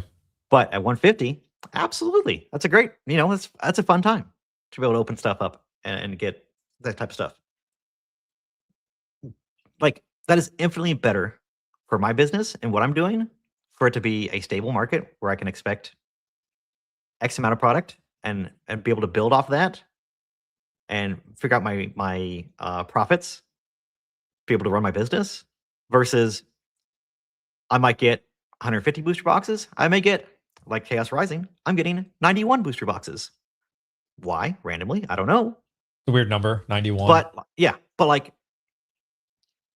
I can't project my business for that. I can't project how long in between waves I have to sit for this profit from those items. So I'm having to, instead of I have to supplement that by buying stuff off the secondary market, which isn't as good as profits margins, right? So I'm having to shore up and do far more work in this boom and churn so much faster for less margins to make the same amount of money or if I just got the 300 booster boxes and sold them for 150. Yeah. It's so much easier on my business to do that than in this crazy boom. I have to work so much harder in all this to get the same amount of profit because again, there's just not enough of it to go around, right? So 100%. and again, I don't just pay my leases every 3 months. I have to pay a lease every month. I got to pay my employees every week, not just on release weeks, right? So I have to have consistent income, profitability, and be able to project that out until the next product wave or the next release, right? So it makes my job way more difficult. And a lot of stores can get in a whole lot of trouble if they screw that up. Scary. Stores will do it all the time. They start running stuff off of debt. They'll start taking pre-orders and using that money for today instead of tomorrow, where it should be. People get in a lot of trouble mismanaging that type of stuff and taking that pre-order money. And I've already had it happen before, where you say that you're going to get 150 booster boxes. I think this was it would have been before Perfect Order. It was what standard set? Standard set. Phantasmal? Phantasmal. Yeah. So for Phantasmal, they brought the waves back. They didn't tell anybody. So I had whatever the amount of boxes I was going to get, but I only got half. Because then I had to wait a month to get the other half. They didn't say it was in waves when you go to put orders in, or when I go to put pre-orders on the website for my people or for my locals and anybody that wants to order from me. What if I had sold all 100 and X amount of boxes? I would have been screwed. I would have had to refund money. Yeah. I would have been out of all the stuff. And what if I already spent that money? As sometimes stores do. Creates a whole can of worms. That's a lot to think about. It makes my job so much harder, and it makes owning a business so much harder because I have to constantly worry about hitting the numbers I need to every week versus, these little sporadic bursts when I get waves of product and stuff like that. Yeah, it makes it a lot harder. That sounds like it, man. I have a question. Somebody actually left this comment. It's like one for you, one for the chat, one for you. I can ask the chat. Is it their turn or my turn? I don't have this million. It's your show, so it's always your turn. And make sure y'all subscribe to Mason. Link in the description, Instagram as well, please. Show him some love, everybody. Show him some love. This is a big guest. You know what I mean? Yeah. Oh crap! I was about to ask you. The wave system. So how bad or good has that been for you in your opinion? Do you prefer the wave system or you just like getting it over with all at once? Okay. So the first time we ever saw the wave system, I want to tell you, it was in Battle Styles, Chilling Reign, Celebrations. So the wave system, we were getting it either 2 waves or 3 waves back then. And they tried to divvy it up as evenly as possible. So the idea behind the wave system is that they can't make enough product fast enough, right? So they're trying their best, trying to keep up. They only have maybe half the amount. So they ship it. And then as they catch up and package everything else up, they ship the other half, right? That's the idea, or I guess the reasoning for it. The unintended effects of that is that people, as the hype dies down, people stop caring, prices go down, in the natural state of things. Yeah. That's how it goes. With current wave system, we only get half the product that we were supposed to get it. So it doesn't help the pricing because it creates scarcity of the products. So the prices can go up instead of down like it should be. So the idea of waiting to release the other half when it's cooled off doesn't work because the scarcity of the product has pushed those items up and become more expensive. And we saw that with Phantasmal Flames. As soon as Phantasmal came out, the boxes just went up and up and up and up and up and up because they didn't give enough supply. And then once they gave the second half or the other part of the wave, whatever the percentage was, we were already so much higher than what we were at the release that it was off to the races at that point.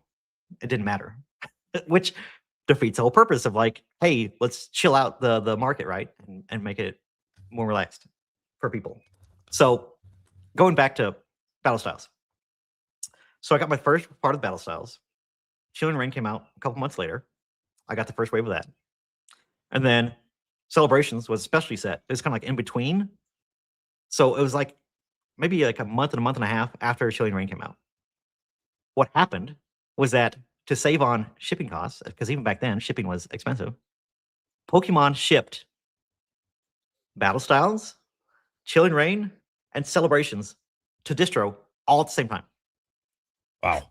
So I had $80,000 I had to pay in 1 month to distro. And I was on the hook for it. You can't say no. If you say no, you're done. You get no more product. So all this hit at the same time. And trust me, I was not as big as what I was now. I had to max out every single credit card the business had so I could take all this product. But I had to. I was already committed to it. I said I would because I was putting in those big giant numbers thinking, oh yeah, I'll get these. So when they shipped 200 ETBs of Battle Styles, 150 ETBs of Chilling Reign, and then my Celebrations, it all hit at the same time. In that, I think it was October or maybe August, September, October, somewhere in that range of that year. Not good. Not good. That's a lot. That clobbered stores. Stores couldn't pay their distro. Distro got stuck with a bunch of stuff because all these stores couldn't pay for it. So they were out a bunch of money to Pokemon and all them for buying this, and then they couldn't sell it back to people. Created all kinds of crazy problems. So that is the negative part of what the wave system can do as well. When all this stuff kind of hits at the same time, little stores out there can't take. I'm gonna tell you right now, most LGSs, they can't even take $20,000 worth of product if it all hit at the same time. Really? It's the same idea as, again, money sitting in your bank account isn't making you money. So LGSs, and every store is like this. I don't care who it is. I don't care if it's your Safari Zones or people like me or your local one down the street. They're trying to deploy all their money out as much as they can to acquire as much product as possible right now. So they have no cash in reserve. There is no money reserved anywhere because we're deploying it all as much as we can. So when a big tax or a big distro bill comes, they don't have it. It's not there.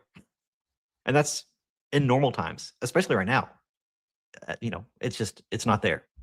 So a lot of these businesses, they do just roll, they roll the profits into more product. That's just the way it is. That's how a lot of small businesses operate. A lot of small businesses don't have emergency funds. So that when situations like COVID hit, we saw a third of the LGSs in the whole country shut down because they didn't have reserves. They didn't have cash on hand when they lost all their business and, scrambled to try to make a website and put things online or sell things on TCG Player or whatever they had to do. They had to close because they didn't have any money to even operate. Dang. But yeah, go out there and open those stores, go. Have fun. Go open those. I don't know. You didn't convince me to open LGS. That didn't sound great. Yeah. But yeah. And so I wonder, thankfully, you survived it. I wonder how many other stores, accounts, distro, or, working with their distro putting in, I need 100, I need 500, just because they know they're not going to get it anyways. And that's then the that thing. day, It's like, it was all fake. It was all silly numbers because we just threw whatever we wanted to in there because it didn't matter. We weren't getting that amount. We didn't know that, I was convinced that Battle Styles, we were never going to see those ETBs. I was like, oh, they maybe just didn't make them. We're moving on, right? I'm like, nope, here you go. Here's all these ETBs. Remember, you said you would take them. Oh, that's so scary. Like 8 months later, whatever it was. Like, yeah, crazy. Oh. Do you think people should apply for distro in a market like this? I mean, get in as soon as you can, always, because waiting isn't going to help you. I know that, I talked to my Southern rep. He's probably the guy that I'm closest with, and they are my main distributor for the most part. They get hundreds of counts just dumped on them.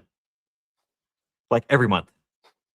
So all these guys are, hundreds, yes. Wow. But at the same time, there's also all these people closing accounts, or they'll sit dormant, or this stuff will get deployed on people's tickets, and that store goes out of business, and then it's just sitting there on a dead ticket.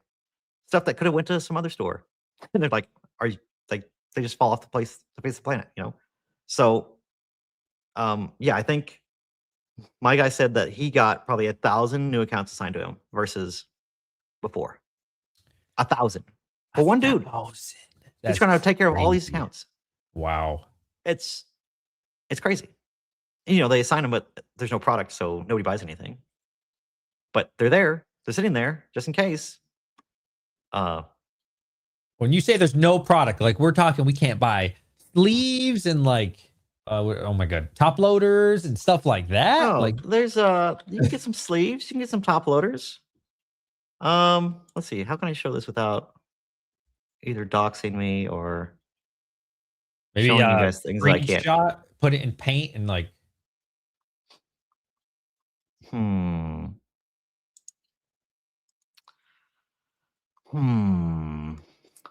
Yeah, let me do that. Yeah.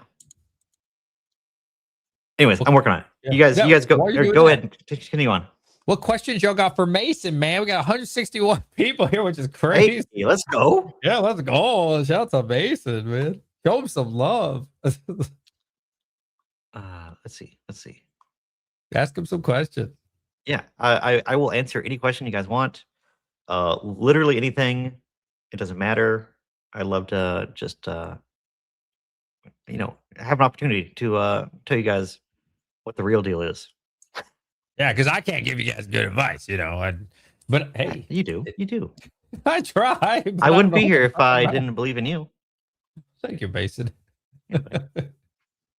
we learn it every day, man. I'll tell you what, my strategy changes constantly, constantly. I was talking to Brian about that. Like, I was into Japanese for a little bit, but then they charged more than I can sell it for. So I was like, all right, I got to cut that. And recently got more into cases. And then, hey, I bought 3 collections this week when I said I wasn't really buying collections anymore.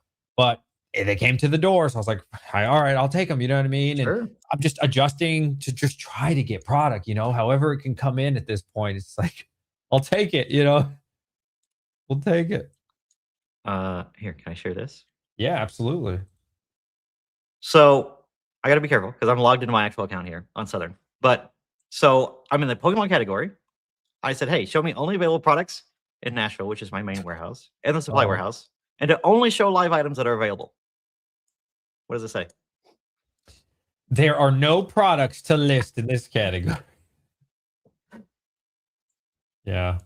There is nothing. There is no theme decks, no mini binders, no Pokeball tins. It doesn't exist. So you can't even stand out. If this guy's got 1,000 accounts and I'm like, you know what? I'm going to buy all of it. I'll buy the decks, anything. I'll impress my rep. Nah, nothing to get. Even if they went along and say maybe you bought some binders and stuff and you kind of tried to build up a little bit of spend or whatever. They're going to give you 1, 2 boxes, maybe at a release or something like that. But then all the new accounts are getting a box or 2. So it's all just, I like to use the analogy of, in elementary school when you had a pizza party, but the teacher had to pay for it themselves. So they had to make the slices really small. So, you'd have these little kids with a paper plate and there's be a little sliver of pizza on there. Oh, pizza party. Hey, new Pokemon. Yay. And it's just this tiny little thing. It's just that's just how it is. When you say box, a case or a 1 box? A booster box? Oh, no. Oh, no. Oh, I'm waiting for them to start opening the booster boxes and just be all right, you get 8 packs. Oh my God. I'm getting ready for that. That might be coming. Who knows? That could be how much more thinner we have to run this stuff. I don't know. We'll see. Oh, man. All right, I got a question for you. Well, not for me this time, I guess. Sure. From Pokeshot. He's a DJ. Do you think just buying collections the best will allow you to avoid the negative parts of having distro? I don't ever want to talk bad about distro just because, you never know. Super small chance. Maybe one day, right? Maybe one day they'll hit me up. Probably not. But It's a compelling module. Like, I don't know. I would say for me, collections has been good. Like, it's been my bread and butter. You know, what else am I going to buy? I don't know. What do you think about collections? Oh, it's the bread and butter. In the before times, before it got crazy, um, I don't make money off sealed product. You know, I never had made money off sealed product. I would buy booster boxes at like, $85, and I would sell them for 120. You know, after fees and all that stuff, what do you got left? Not a whole lot. Yeah. Sealed product was an ends to the means. It was the ends to the means to get people to bring me their cards or the stuff that they opened out of those boxes, buy those cards back, and then make those profits off of those. I didn't sell booster boxes at profit. I made profit off of the singles, the things that are actually, have secondary market value, and I can actually sell on a platform very easily that most people maybe can't or don't want to go through the effort. I have the infrastructure to move that type of stuff, right? Right. Most people don't, or most people don't want to do the work, or it is a lot of work for what it is. At scale, me buying collections and listing singles and listing bulk even, it works. But for a lot of people out there, it wouldn't work, or it'd be not worth the time, not efficient enough. Sealed is easy mode. Y'all making money off of sealed? That's easy. Yeah, it's easy. Buying collections is hard. Buying collections and flipping collections, that's hard. Yeah. So, yeah, it's nice to have the additional little part there. But how many more singles am I not able to buy because people are hoarding these products and not opening them? I say that Valid. I say that tongue in cheek, but also like open up your sealed and sell it to Mason, y'all. Hey, happy hit them up. How do they email you if somebody wanted to sell you stuff? Mason at cndagames.com. That's I a cool buy email. sealed. I buy sealed. I buy singles. I'll buy slabs reluctantly, but I will buy slabs. Yeah. Like a forest chew, or what are they calling it? Is it tree? No, yeah, it's forest chew, right? Yeah. Did you buy that? Absolutely. Oh, really? I'll buy 10 of them. Absolutely. I'm not scared. Give me 70%. That's the highest payout for what we do. Anything over $50, we pay 70% on. Okay. Yep. Hey, hit him up. Slab Collectibles has another question. Mason, what's your biggest strength and biggest area of opportunity as an LGS owner? Oh. I guess the strength over having like just a brick and mortar in general, I guess. Having people know where you are is good. Having to be able to foster a community and have people frequent you enough, or maybe if they're a monthly customer, or sometimes if they play weekly customers, right? A type of, again, regular type of business and income from those types of events. That's extremely important, or like a very good strength to have. Events are kind of like sealed product was. Events are kind of ran just like at a break even. I like to be as generous as possible, but right. But it gets people in the store. People buy sleeves and other things and all that type of stuff. So that's what events are for typically, and more so than that people like to see people in a space having fun. It's also a good fun part of it too. I may not do a lot with D&D, for example. I don't do as much as I used to, but I still sell books and stuff like that. But do I want people to play their campaign in my store and come in and hang out? Absolutely, I do, because it gives ambiance to the store. People coming in and seeing other people having fun and doing something fun. Yeah, increases the ambiance of my store and makes it seem like a cool place, right? And a good place to hang out. That type of stuff. Even advertising events. Even if somebody doesn't go to the event, they see that I'm running events, so it makes them think of me, right? It's kind of like byproduct advertising, even though it's not the product that they're interested in. It at least lets them know I still exist. So they'll see oh, hey, Lorcana just came out with new decks or whatever. They may not play Lorcana, but they're like, oh shoot, oh yeah, I'll go to Cardinal today or this weekend or whatever. So having a community or building a community gives you that regular income and regular group of faces coming in every week, but also it keeps you relevant and it keeps people top of mind when they think of you. That's always what you want. You want people to think of you, your store, before anybody else when they want to go buy something, right? Especially now, it's so easy just to hop on Amazon or TCG Player or wherever and just buy whatever you want. Getting people's confidence and earning people's business to get them to leave their house, get in their car, spend the gas to come to my business. It's a lot of work, and it's a big, and it's becoming a bigger and bigger ask for people. So you have to do a lot to kind of foster that and get people just to leave their house these days. I get it, like but it's getting harder and harder to get people to come out and hang out and play and take the extra effort. That was fantastic. Here's the best question of the night from Brad. Mason, how are you such a giga Chad? I've been trying to work on my jawline, but with the beard, it doesn't really I don't really have the angles, and I don't really have a great chin for the Chad chin. So I could probably do better, honestly.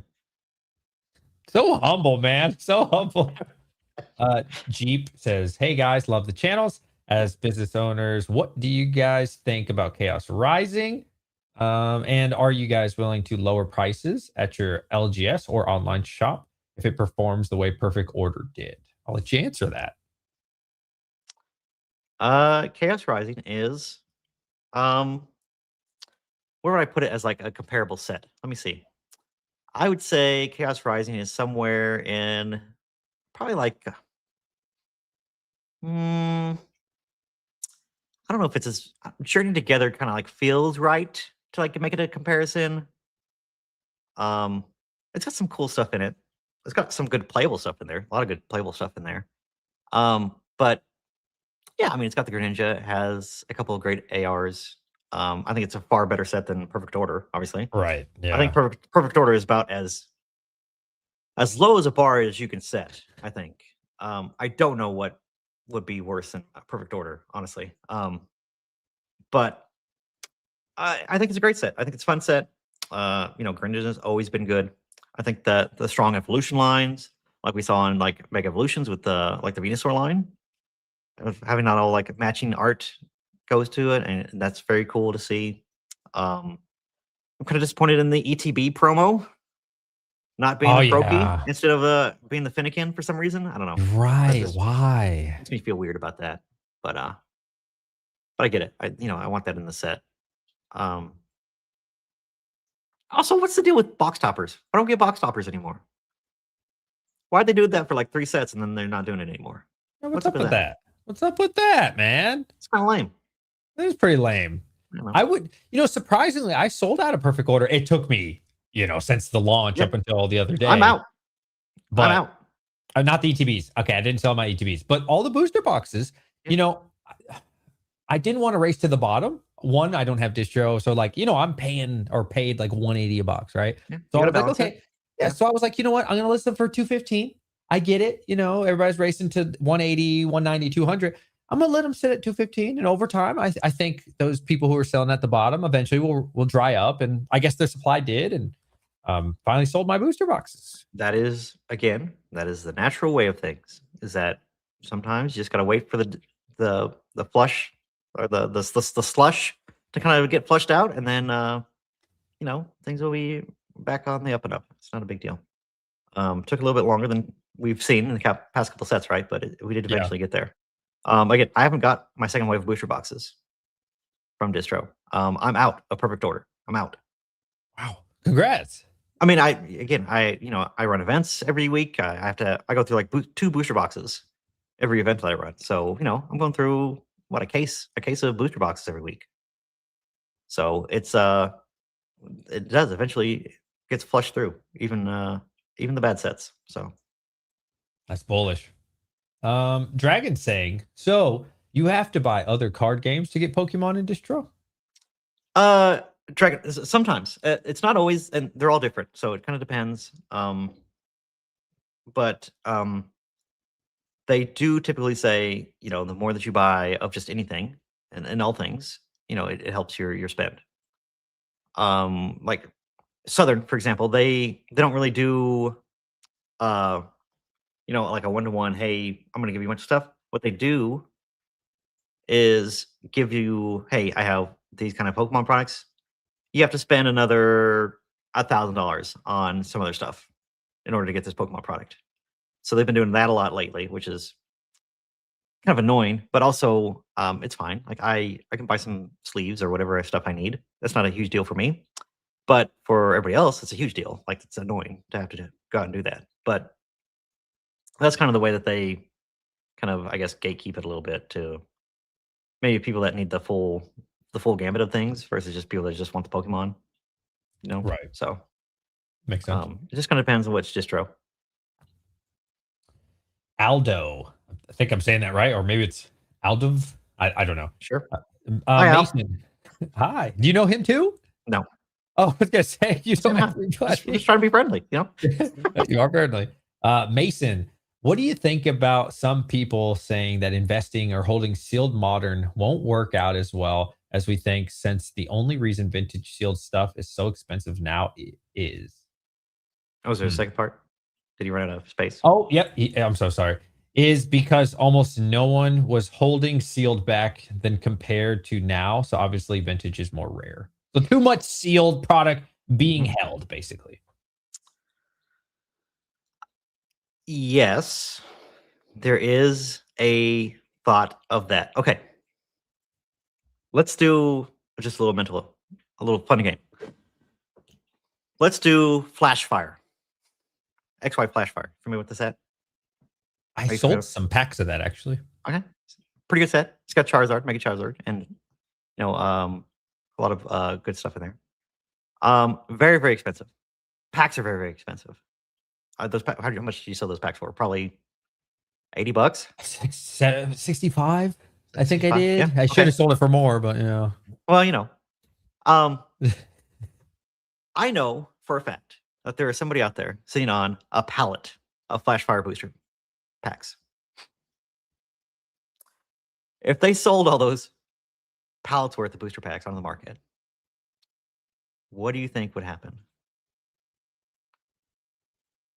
In the perfect world, or the idea is that the amount of supply would outpace the demand and prices would have to naturally fall, right? Right. That's kind of like the idea. Flash Flyer, maybe not. Maybe someone would just ball out and just buy the whole thing. But for the purpose of my example, let's do it. Or let's play the game.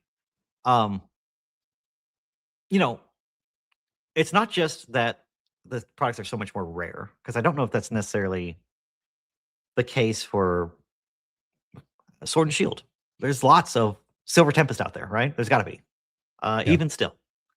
But it's not just how much exists, but how much is on the current open market at any given time. So the idea is that, oh my goodness, everybody's hoarding all this sealed product right now, so that in 2 years, when everybody goes, oh, it's my timer's up, today's the day I dump all my stuff, that all this stuff's going to flood the market and it's going to crash the prices and it's going to be a terrible. It doesn't work that way, right? Like we can't all synchronize our watches and sell Silver Tempest all at the same time to crash the price, right? That's a silly way of thinking. Couple that with that, rip and shippers are going through product every single day. Thousands, tens of thousands of packs probably get opened every week of certain sets. It's just like that attrition just continues. It goes on and on. You can't make more sealed product. You can't put the cards back into the packs. Well, I mean, legally. I mean, without being sketchy. You're not supposed to, right? You can't put those things back in the packs and seal it back up and have it be new. Sealed product is a constant diminishing product, right? So that you can't reverse it. So once things get open and ripped, and so long as people are ripping and opening these products, they're going to just be naturally less and less of them. It may take longer for us to burn through it, but again, it's not just a factor of like how much is out there; it's also how much is listed. There's probably a lot of base set black and white booster boxes out there. Are they all listed at the same time? Are they all available for sale? No, No, they're not. no. There's probably I don't even know. I would say probably less than 10 on the market somewhere. But surely there's hundreds, right? I mean, it has to be. Just out of the sake of just like, I don't know, warehouses and stuff, you know, closets and all this other crap. Like, they're out there. 10x of what's available out there right now. There's probably 10x of Silver Tempest out there that's not listed on the market. But it doesn't really matter until people put those things on the market, and the competitiveness of just how markets work, the supply and demand doing its thing.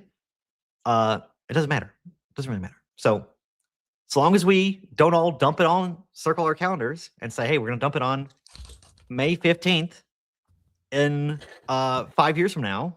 Yeah. As long as that doesn't happen, it's fine. It's all good. Like, you know, it's just don't get hung up on that kind of stuff. So level-headed. Yeah, and but also it's like, I get it from the other side too. Well, it's just like, yeah, what is it? 85% of the most recent Pokemon, or all the Pokemon has ever been sold, has been like in the past 5 years, or has been created in the past 5 years, some silly little stat like that. They're printing so much more Pokemon now than they ever have, right? There was factually more boxes made of Mega Evolution than probably any set Black and White and older, right? I mean, just common sense would tell us, because they just are printing that many more millions of cards. But again, it's like, how many more people are in the hobby? How many stuff gets opened now versus maybe back then? You know, how much is it being opened now and will be opened every week for the next infinitum amount of time? You know, it's, who knows? And again, if you want to go out and buy a fossil booster pack, I think they're like probably 250, 300-ish range. That's a lot of money. It is. Yeah. Hidden Fates. Hidden Fates are probably, I think, $40 a pack. Way more accessible. You could buy, you know, many multiple times more of those in fossil packs and probably get cooler stuff, in my opinion. So how much of more Hidden Fates packs are being opened than fossil packs? Probably a lot, I would say. Probably a lot. So there's all that stuff to kind of think about and factor in. Just like, it's all attrition. It's all attrition. The longer things go out, the more things get opened, the less there is in general. So eventually, somewhere down the line, there will be as many Hidden Fates packs as there is fossil packs out there right now. That's scary. Who knows how long it's going to take, right? Who knows? But I'm just, you know, it will eventually get there. Oh, man. You make me feel safe. Well, there's lots of things to worry about, but that people are going to stop loving Pokemon is probably pretty safe. Pretty safe bet. The Guru, this was actually on my list to ask you at some point. Yeah. Thank you for asking. Question: what does Mason think about Pokemon turning to Walmart, Target, I guess big box in general, and now botters basically supply LGS and online stores and streamers? Mm-hmm. Yeah. So in a non-typical market where supply and demand are not equal, or there's not a healthy balance of that, product, if there's too much demand and not enough supply, that supply is going to be recycled. Recycled, to be a kind way of saying resold, right? Right. People are going to resell those things that they can find for higher and scalp it, right? That's the idea. Because there's not enough supply. There's never is going to be enough supply for that in the current market right now. So those products get turned back around. Are you making a diagram? Down, I'm so sorry. No, I'm writing down that I'm a recycler. You're a recycler, yes. Instead of a reseller. You are a sealed opportunity recycler. I just had to write that down. I don't want to forget that. Yeah. So it's not like we're selling Costco hot dogs. Costco hot dogs get sold to the end consumer, only to the end consumer. They get eaten or thrown away at the end of the day, right? Sealed product is not. It's like it's a ever present or ever present resellable item. It's not like a Costco hot dog. It's something that can go up in price because you can sell the same item that I sell later on. Right. Right. So it doesn't matter how many hands it passes through. It will eventually get to an end consumer that gets open, or will hold it for the long term. But yeah, in an irrational or in an unequal supply and demand economic factor, those items, the supply gets passed around a little bit more. It's just the way that it is. So people go out to Sam's Club when there's a drop. Right. They buy whatever their amounts. They bring it to me. Am I worried about those products being tampered with? Am I worried about those things being manipulated or not being what legit or all those things? It takes a lot of weight off my shoulders of having to suss out whether or not people are being shaded with these things. If I see, okay, this guy's just immediately went to somewhere else, brought it to me, and that it's I am okay with paying more for somebody that went out and did that because I know it's a good stressor source, especially if they keep doing it over and over for me and stuff like that. And it's fine. It's part of it. It's what I don't want is people like stealing product or doing stuff like that and bringing it to me. That's a big no-no, and I hate that. But that again, supply and demand creates opportunity for that type of stuff to happen if you have the opportunity to steal it, right? And that's the shitty thing about these type of products is that you don't know where it's coming from. So if you think about like the nefarious parts of that, or where the shady part of like reselling, right? It was like, how this guy gets the stuff, like what's the deal? If he's selling it like for way under, like, okay, like what's going on here? And we have a way of like me in store, if I buy something from somebody, I'm asking questions of like, okay, is this guy legit or not? Are these things legit? I don't want to buy from people like that, but people that are going out reselling or buying from big box or again like Sam's Club or Costco's, and I know that's what they're doing. I feel way better about that and making that you know whatever the time and the effort or whatever you want to like say that I'm actually like paying up for, right? Uh, it's part of it. It's how this collectibles economy, when there's scarcity, that's how it works, y'all. And I really don't know how else to say that. Like people ask if like I feel bad about it. Not really. No. Uh, eh, because in the same way that I sell at market in a lot of stores, I was one of the first stores that were selling at market, and I was kind of like Really? championing that for a long time. And I was like saying, look, this is how it's got to be, guys, because otherwise, you know, and it does feel odd to be on the right side of that. I've said a lot of stupid stuff too, so it's not like say that. I said that modern Pokemon would never be investable either, but there's a video out there about that. It's still up. But point is, um, it's an unfortunate thing. Oh, that's just how it is. When there's unequal distribution at wholesale, at distributors versus big box, where there's these gaps or inefficiencies in the market that don't create opportunity for across the board evenly. This is like getting like super economical. I'm sorry, but Very good. I like it. I find it no, interesting. yeah. So when that type of stuff happens, there's going to be these pockets of people that are able to capitalize off of that. There just is. And if they know that I'm going to be buying it at a flat percentage and they can make some money, that's where we're at, y'all. That's just where it is, Um, so yeah, hopefully that answers the question. But It's a good answer. yeah, it's whether or not I feel bad about it or if I feel like I'm contributing to the problem or something like that. There's two solutions to this problem of like not having enough. Either people have to stop caring about Pokemon, which I don't think is going to happen, or Pokemon's going to have to eventually print enough, which we could get to eventually, but not for the foreseeable future.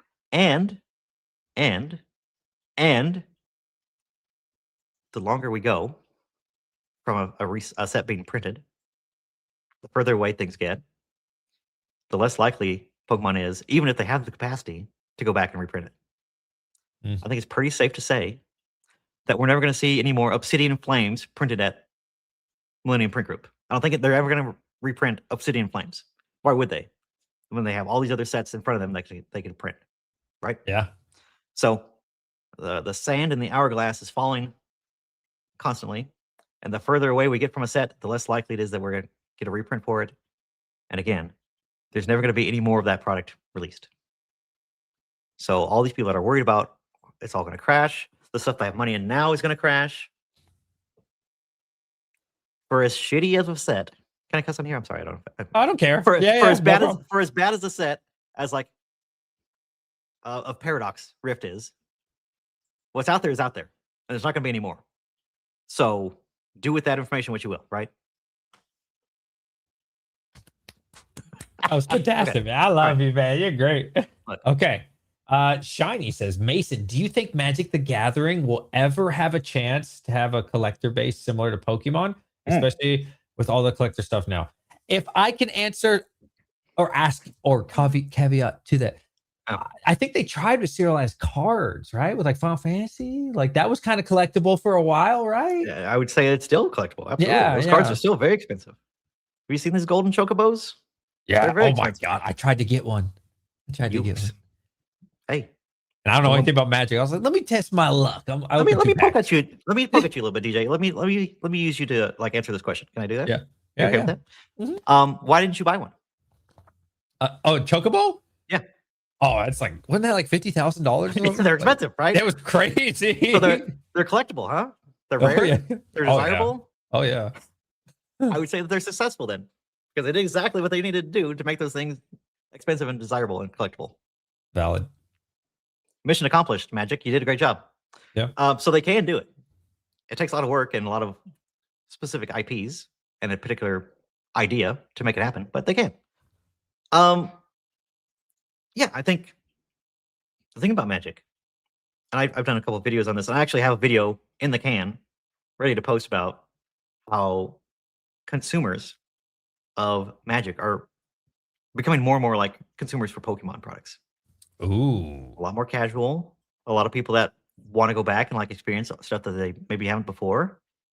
A lot of that type of stuff. So subscribe to my channel to watch it. Subscribe. But the short end of it is just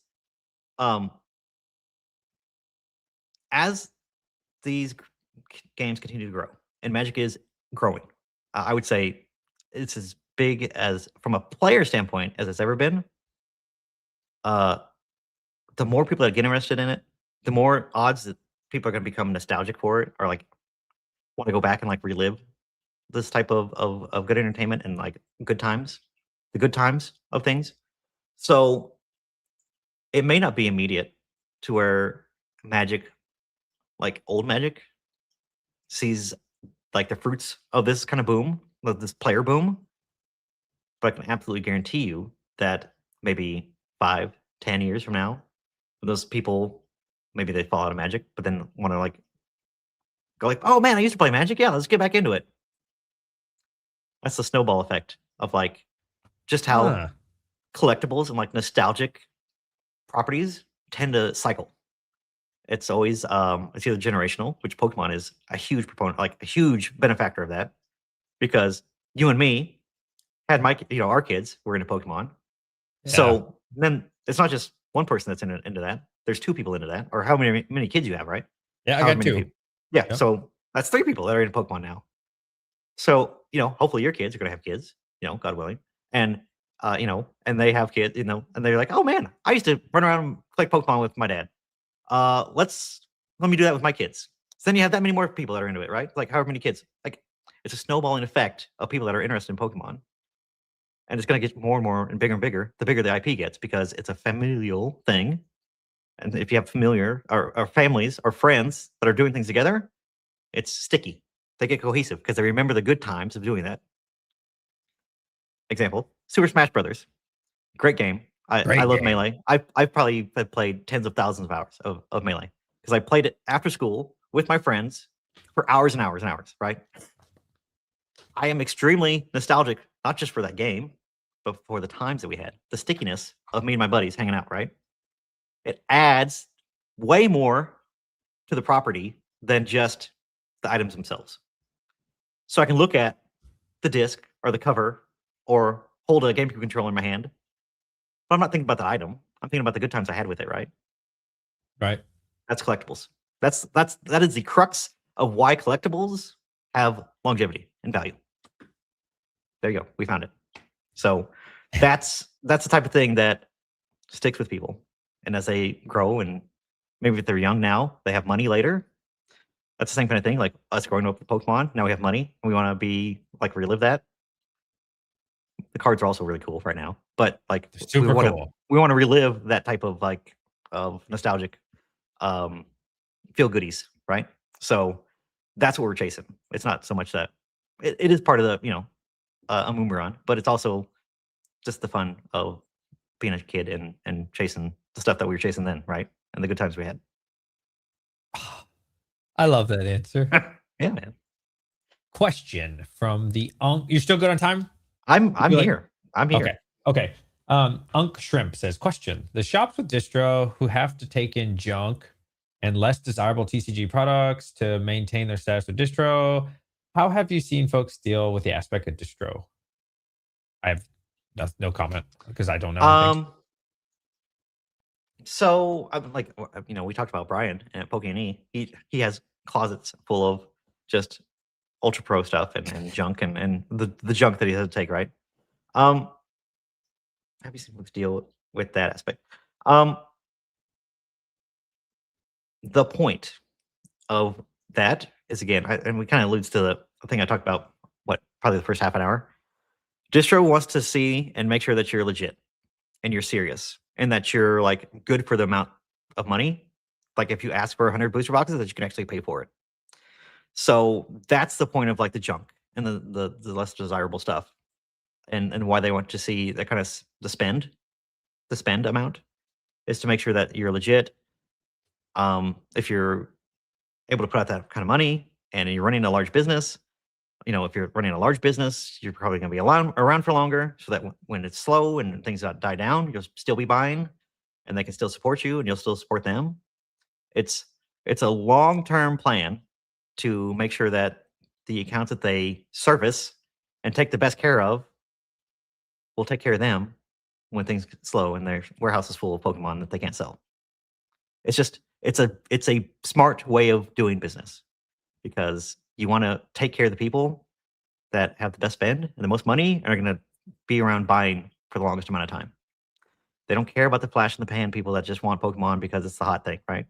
They want to capture and take care of the stores that are going to be around, or the big people like Rudy, who doesn't have a store, but obviously has the bankroll and the money to keep buying at the quantities that they can. Because distro's margins on this stuff is so small. It's again, before they inflate it and go crazy. When the first wave of things, they're supposed to sell it at whatever the going rate is, right? Or within reason. It's not like a written thing, but you can assume that Pokemon would be upset if they sold them at X to them and then they sold it at market price right off the gate, right? Yeah. They want to give you some sort of like leeway, or again, take care of organized play stores and make sure organized play stores are able to get enough product to like run events with. So it's important for Pokemon to see that, or whichever TCG it is, doesn't matter.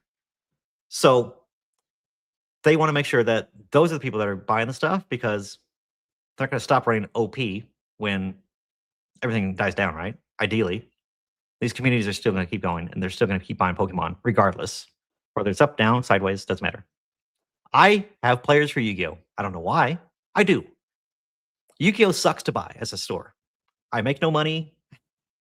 You talk about a month. Like, if it's past like 2 weeks, that set for Yu-Gi-Oh! Is dead. Nobody wants it. Nobody cares. But fast. Yeah. So why do I keep buying it if I'm losing money on it? It's because I want those players to keep showing up, to keep playing, to support them. Eventually, I'll get through it all, right? But yeah, that's the reason why I have to keep buying. So for Yu-Gi-Oh!, when a Rarity Collection 5 or whatever the next sets that have those like full art, beautiful, like expanded cards, whenever they decide to do the Dark Magician Girl, which is surely going to be like the biggest one, when they do those big overframe cards, whatever set that is, and everybody's going to want all that set, they're going to take care of the people that want 1,000 boxes, but wasn't buying the crap sets. They're gonna take care of the guys that was buying the crap sets first. So that's the idea. I like that answer. And Peck, I think Mason already answered this question. He said, Mason, as a shop owner, how well has Perfect Order been selling? I believe you were sold out, correct? Yeah, it's I mean, I have a little bit of loose packs here and there, but yeah, obviously pretty slow. It's not selling as fast as any other sets, but it is selling. Again, I have to use it for organized play. I always use the newest set, so I have to use it for that, and I go through it. So we get through there. And there's something to be said about the cheapest pack in your store. In a world where parents can't buy Pokemon cards, can't find them, when they come into my store and they don't know anything about Pokemon, I can tell them, hey, this set it's not $9.99 like Mega Evolution or Destined Rivals or anything like that. This guy is $5.99. Way cheaper. It's the newest set. And they hear that stuff, they're like, okay, cool. Yeah, give me that instead. And if they have young kids, especially, they don't care. They don't care what it is. They just want to open packs. Yeah. So it's there's utility and use in that. Being the cheapest pack isn't always a bad thing. And I would say I go to Target every now and then. My wife likes to go to Target. I don't know why. There's certain things that like they sell that I guess Walmart doesn't. I don't know. Is it the popcorn? No, it's not popcorn. No. Oh, it's like I love getting the popcorn at Target. I mean, that's why I go. I didn't even know they had popcorn at Target. Oh yeah. And my daughter loves it because there's a thing called Macaron V2. I don't know, some little girl toy. Sure. Yeah. Whatever it is, right? Anyways, every time I go to Target, I still see a little bit of Perfect Order there. So like, I think that's good.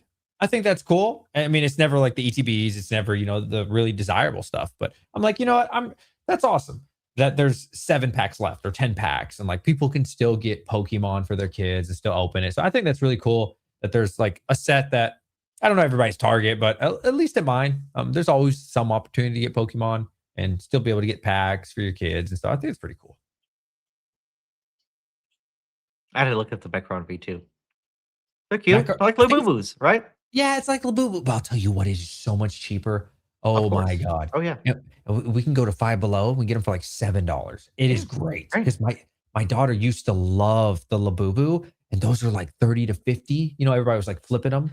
I mean, at least these are cute though. These are like at least cute little things. They're not monsters, but it's so much better for me in my wallet. Look, I learned something there. That's awesome. Yeah, macaron V2. There and there's these other things my son wants. They're impossible to get because all the scalpers are getting them, I guess. At Five Below, it's called dumpling. What is it? Squishy dumpling. It is the rave right now.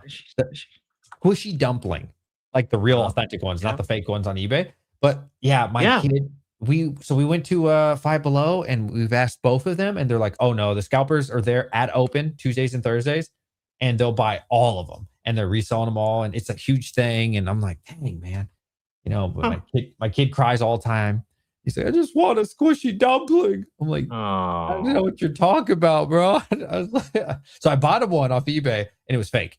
And then he cried more. He's like, I can't believe you got me a fake one. Like, how did you not know? How did he know? How did he know? He's Who 10. told him? He's Who 10. ruined it? Kids at school were like, you got a fake one, like you loser. How could? And I was like, well, what's the difference? It's a squishy. He's like, it's the eyes, like the eye. It's like a stress ball to me. I have no idea. It's a cute little thing. It's a cute idea. Japanese influencing. Yeah, but sure. Every time I ask, even at the mall, I forgot the place, Quadobo, whatever it is. My daughter likes going there. I'm like, hey, do you have squishy dumplings? They're like, oh, you're the 100th person to ask today. And I was like, yeah. They're like, everybody wants them. It's like Pokemon. I'm like, well, I guess find something better, kids. That's just where we're at, I guess. Do you know Pentix Games? He's cool. I like him. I don't know Pentix Games, but I'm about to. I'm about to go check him out. He's a cool dude. He's in Anon's Discord, actually. Cool dude. What is your theory behind the Pokemon printing delays? I think you kind of mentioned some of that, i.e. AH mini tins, bundles, Perfect Order Wave 2, potentially long Chaos Rising delays. Are we expecting big drops around 30th? Or are they just super behind?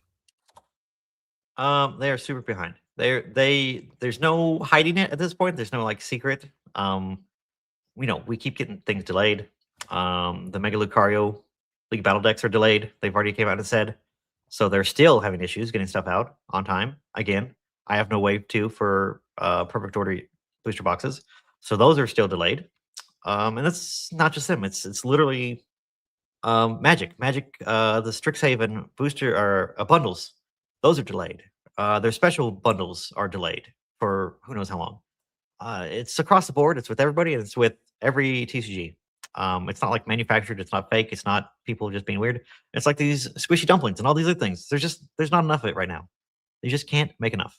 So a lot of people don't say it's a conspiracy or any of that stuff. It's not. It's just if Pokemon could make more money, you don't think they would? Like I think they would. Like let's not act like we're like being fooled by anything here. Like I think it's very obvious that if they could do more, they would, right? Big drops around the 30th. So it is normally the case that if something is delayed or something is needing a second wave to save on shipping times and stuff like that, or just save on shipping costs, they'll ship things all together, right? So if I don't get the Perfect Order wave on this, maybe when the next other products that they make, when it drops, maybe I'll get the wave 2 on that. That tends to happen, just for the sake of logistics. But yeah, there's not to say like they're hoarding a bunch of stuff and they're going to drop it all at once, and it's all going to be, they're going to see this massive drop of products all at the same time. They can't even meet their regular windows. When do they have time for the restocks to hit, right? Like I don't think that's a big thing. But yeah, for the 30th, so we think about celebrations. Celebrations had a bunch of specialty set, right? No booster boxes. It's normally a staggered release. Like Ascended Heroes has staggered release of stuff where we had like the tech stickers and stuff like that. Then we had the ETBs. Then we had the bundles. They spread them out like every couple weeks, right? So surely we'll see that in celebrations, which also helps get product out and for them to package it correctly with that type of time frame. So you don't have to worry about all that stuff dropping all at the same time. That stuff is by design, I'm sure. But looking at celebrations, they will probably be smaller packs. I would assume that they'd probably have like the same like 7 packs or 7 cards per pack, like celebrations did, or something similar to that. Lots of small products, little drops and stuff like that. And I'm sure that there are going to be some crazy chases and good stuff in there that people are going to want and want to chase after. So it's the staggering of the stuff does help. It seems like even from like a desirability aspect of things, because it gives people time to like, okay, we're just going to open up bundles this week, I guess, or we're just going to open up these boxes or whatever. It does help in that and kind of like regulate I don't want to say the pricing, but just like people's expectations, I guess. Right. But then, like don't expect to get like a wave of Ascended Heroes like tech stickers right now, because we're done and those are moved on, right? So when you stagger it like that, you kind of realize maybe that's it, and then we're not going to see any more. We're going to move on to the next thing, just wherever the amount they make. But what we have seen is that they've added stuff on the tail end of these specialty sets. Like Ascended Heroes is supposed to get some other like big box or something like that, I think at the end of the year or close to the end of the year, that was not on the original schedule. That's good. There's hope. So yeah, so as they, they're like, oh crap, we need to put out more stuff, or have more packs to put in. We can make more stuff like that. So, we could see stuff for the 30th. We could see that into next year, probably even. We might be seeing stuff released in like December for the 30th still. Who knows how long they'll drag it out.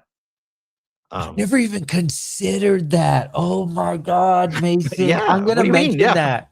I'm gonna mention that and give you a shout out. Like, Yeah. I never even thought about that. Like, what if for the 30th they don't even have all the product ready? and they just slowly drip it out, They'll have slowly to. I drag it mean, out. I think they will. I Oh don't think my that's even God. we'll see a staggered release. And look at Ascended Heroes. Prismatic was the same way. It took half a year for us to get all the products for Prismatic, right? So yeah, This we'll could be go dropping on this for a stuff forever. while. Matto says the 30th will go on until the 40th. Maybe. I mean, I wish. And you got to think about like for the 25th anniversary with celebrations. Celebrations was not like it was not like super like new stuff was popular, but like UPC sat forever, man. Like that stuff sat for around. And they made the Dark Sylveon and Lance's Charizard boxes. They made 3 different iterations of those. And they were pumping those out forever. Like forever. So yeah, I mean we could see where they're making 30th for like into the next year and dropping products still. I can't imagine. It's gonna be the same thing where it's all drawn out and it's just super stressful because none of it doesn't exist. It's all gonna be expensive. And then the prices aren't gonna go down because it's not releasing all at the same time. It's just gonna get dragged out. It's gonna be another thing of just like Ascended Heroes is. It's gonna follow the same formula until supply really, really does like ramp up and just smack it in the face. They can't make enough. We have an interesting comment. I don't know that I agree with this from David, but thank you for commenting regardless. Sure, of course. No kids will have nostalgia from opening Prismatic or Ascended Heroes in 20 years because all the 20 to 50-year-old adults buy it up. I will say, maybe I'm a bad example. My kids open a lot. I have a lot of customers that open it and they claim they open it with their kids. And I think maybe it's not as many people could open it the way they could with Perfect Order with their kids, but I think there are people opening a lot of these products. What do you think? I mean, I think back like when I was a kid, I wasn't ripping tons of product either, right? I wasn't opening booster boxes worth of stuff. Never. Me with my kids, you know, booster boxes were not expensive in black and white, but the hits were so awful, and you only got like 4 or 5 hits out of a box. It wasn't worth it to open boxes, you know. So we didn't open a whole lot of boxes back then either, you know. It doesn't really matter about how much they open or how much product they get their hands on. It's still a memory that you have. I know people that went out during COVID, you know, maybe with their kids and whatever. They went down around to store to store to store, try to find packs. And some people still do that. They just go hunt around for like sealed products to just open up together. There's people that are nostalgic for that and remember that experience. Not because of the products, because of the memories they made with their kids running around trying to find it and getting all excited when they found something, you know. Yeah. That's what people remember. It's not about the products, not about prismatic evolutions. It doesn't matter what it is. It's about the memories of interacting with the property and the type of memories that you have with it. That's the things that fuel nostalgic and like collectibles. It's not about what it is. It's not about the item. It's about the good time memories, the dopamine that you get when you remember that stuff, and the dopamine when you open packs. Oh man, that's well. But nothing in this world like getting it yourself. We, 5-10 years down the road, that's what people remember. It's a good way of putting it. Let's see. David said he was being sarcastic about, that, which I understand. Oh, yeah. Okay. I didn't know. Oh, I thought it was worth talking about at least. It was worth talking about. Let's see. I got a couple more, and then I got to go and see. Man, we got a lot of comments. Oh my god, man, Pokeplane. Thank you, everybody. By the way, Pokeplane Mason. What is the biggest mistake you made regarding your business and the lesson you learned from it? Oh man, there's so much. There's a lot. The biggest L. This will be funny. This will be a funny story that people can make fun of me for. So this was after the whole Chilling Rain thing, after celebrations. We didn't have the second store yet. We had a warehouse at the time, though. And again, I was not as aggressive, like buying sealed product and trying to get sealed product for the store. I was sitting on a lot of product that was not moving. because the glut of product that we had all at the same time. I had Battle Styles ETBs stacked to the ceiling that I couldn't move and couldn't sell. I would be losing, taking a loss on. And I had ceiling rain boxes that were sitting on the shelf. I remember very vividly. They were $72 on TCG Player, and I couldn't make payroll that week. Didn't Oh have enough. no. So I remember taking chilling rain boxes, dumping them on TCG Player, and having to do that to try to make payroll. Just because, again, the frequencies and like having to pay out all that money and being out all that money, 6 figures, a distro for that amount of time. And we had all this overhead and warehouse and all the stuff that we were trying to do. Yeah, that was a very low point for me. That was really rough. And you think about it now, look at chilling rain boxes and how silly it was to have to do that. But like David said, you got to do what you got to do. Absolutely. That is the types of decisions that you have to make, kind of like on the fly, and not knowing, not wanting to do it, but having to make that decision and kind of do that movement is definitely one of those things that you kind of look back on them and you're just like, man, should have played that differently. Should have, should have not got the warehouse or something, something like that. Like, but yeah, there's a lot of stuff like, stuff that it's so hard to know how things are going to go, and especially in collectibles and markets like this where you just, it looks good at the time, or at the time I had a business partner that was mentally very differently, or thought very differently than I do about certain things. So there's stuff like that you do the best you can with the information you have, and sometimes you get it wrong. It's going to happen. Yeah. And there's a lot of things that happen like that, like like during COVID, like do we shut the store down? Do we send all the employees home? Do we lay them all off and they get unemployment? Like, what do you like? I had other LGSs reach out to me and asking me what I was going to do, because they're in the same predicament. Like, I can't pay these guys. I'm not making any income. What are you going to do? It's just like, I don't know, man. I can't make the decision for me. I got to make the decision for you too. Jeez. That's tough. It's just, Yeah. but yeah, it's just, there's so many little things, little decisions like that. I'm trying to think of like other stuff that was like super like big L's. I would argue that opening the second store where it is, it was a missed opportunity. We went in a very nice neighborhood, very expensive lease. Probably the highest income area, or one of the biggest income areas of Louisville here. But street traffic isn't visible. There's not good accessibility. There's a big like brunch place next to my store where it clogs up the parking lot right at open, and when I want to run events. So that's a problem, and I don't have enough parking. It's not a great spot. Well, we should have been a little bit better and thought a little bit better about the type of situation when we get to pick a spot for the store. And but you don't know until you get into it, right?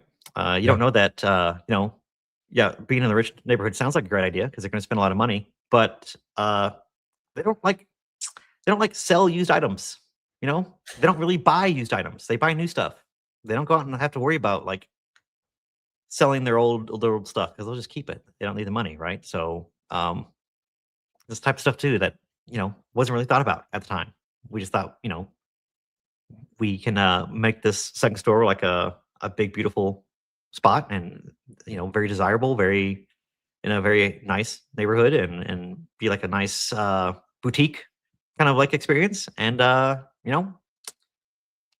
really the best for the business model that most LGSs and game stores in general function under, where you need trade-ins to sell used items. Not a great spot. So yeah, lots of stuff like that. that you make Yeah. big mistakes. That's why I like your channel. That's why I like other people that are either just starting or been doing this a while, whatever, is you can always learn something from other people's mistake and hopefully not Yeah. make that mistake yourself. Yeah, absolutely. I mean, that's again part of it too. You know, I don't want to say maybe not a daily basis, but definitely a weekly basis. I have people in different parts of their business. Some people are starting out. Some people that have 5 locations, right, and still reaching out to me and asking me questions. And I do not take that they respect me enough to ask my opinion and like allow me to give them feedback. That they think I'm either savvy enough or have enough experience to help them make a decision like that, because it's a big deal. Like it's like the store's my baby, that's their baby too, like and it's a Yeah. big deal. My Yeah. entire life is in this store, these stores, right? So um it's a big part of not just my business but part of my identity now. It's a big important part of people's lives. um it's not like I didn't open an Ace Hardware. I opened a Cardinal Gaming, and it's my face, that people will think of. So, You just need the tattoo. That's it at this point, man. I mean, if I was gonna get a tattoo of anything, I guess that would be it, right? I mean, it's pretty obvious, like, but that's the always thing too. I'm not against tattoos, but I don't know if I feel strongly enough about any particular thing. I guess other than the store, right? So, I That's guess fair. as the first one, I guess that would be the obvious choice.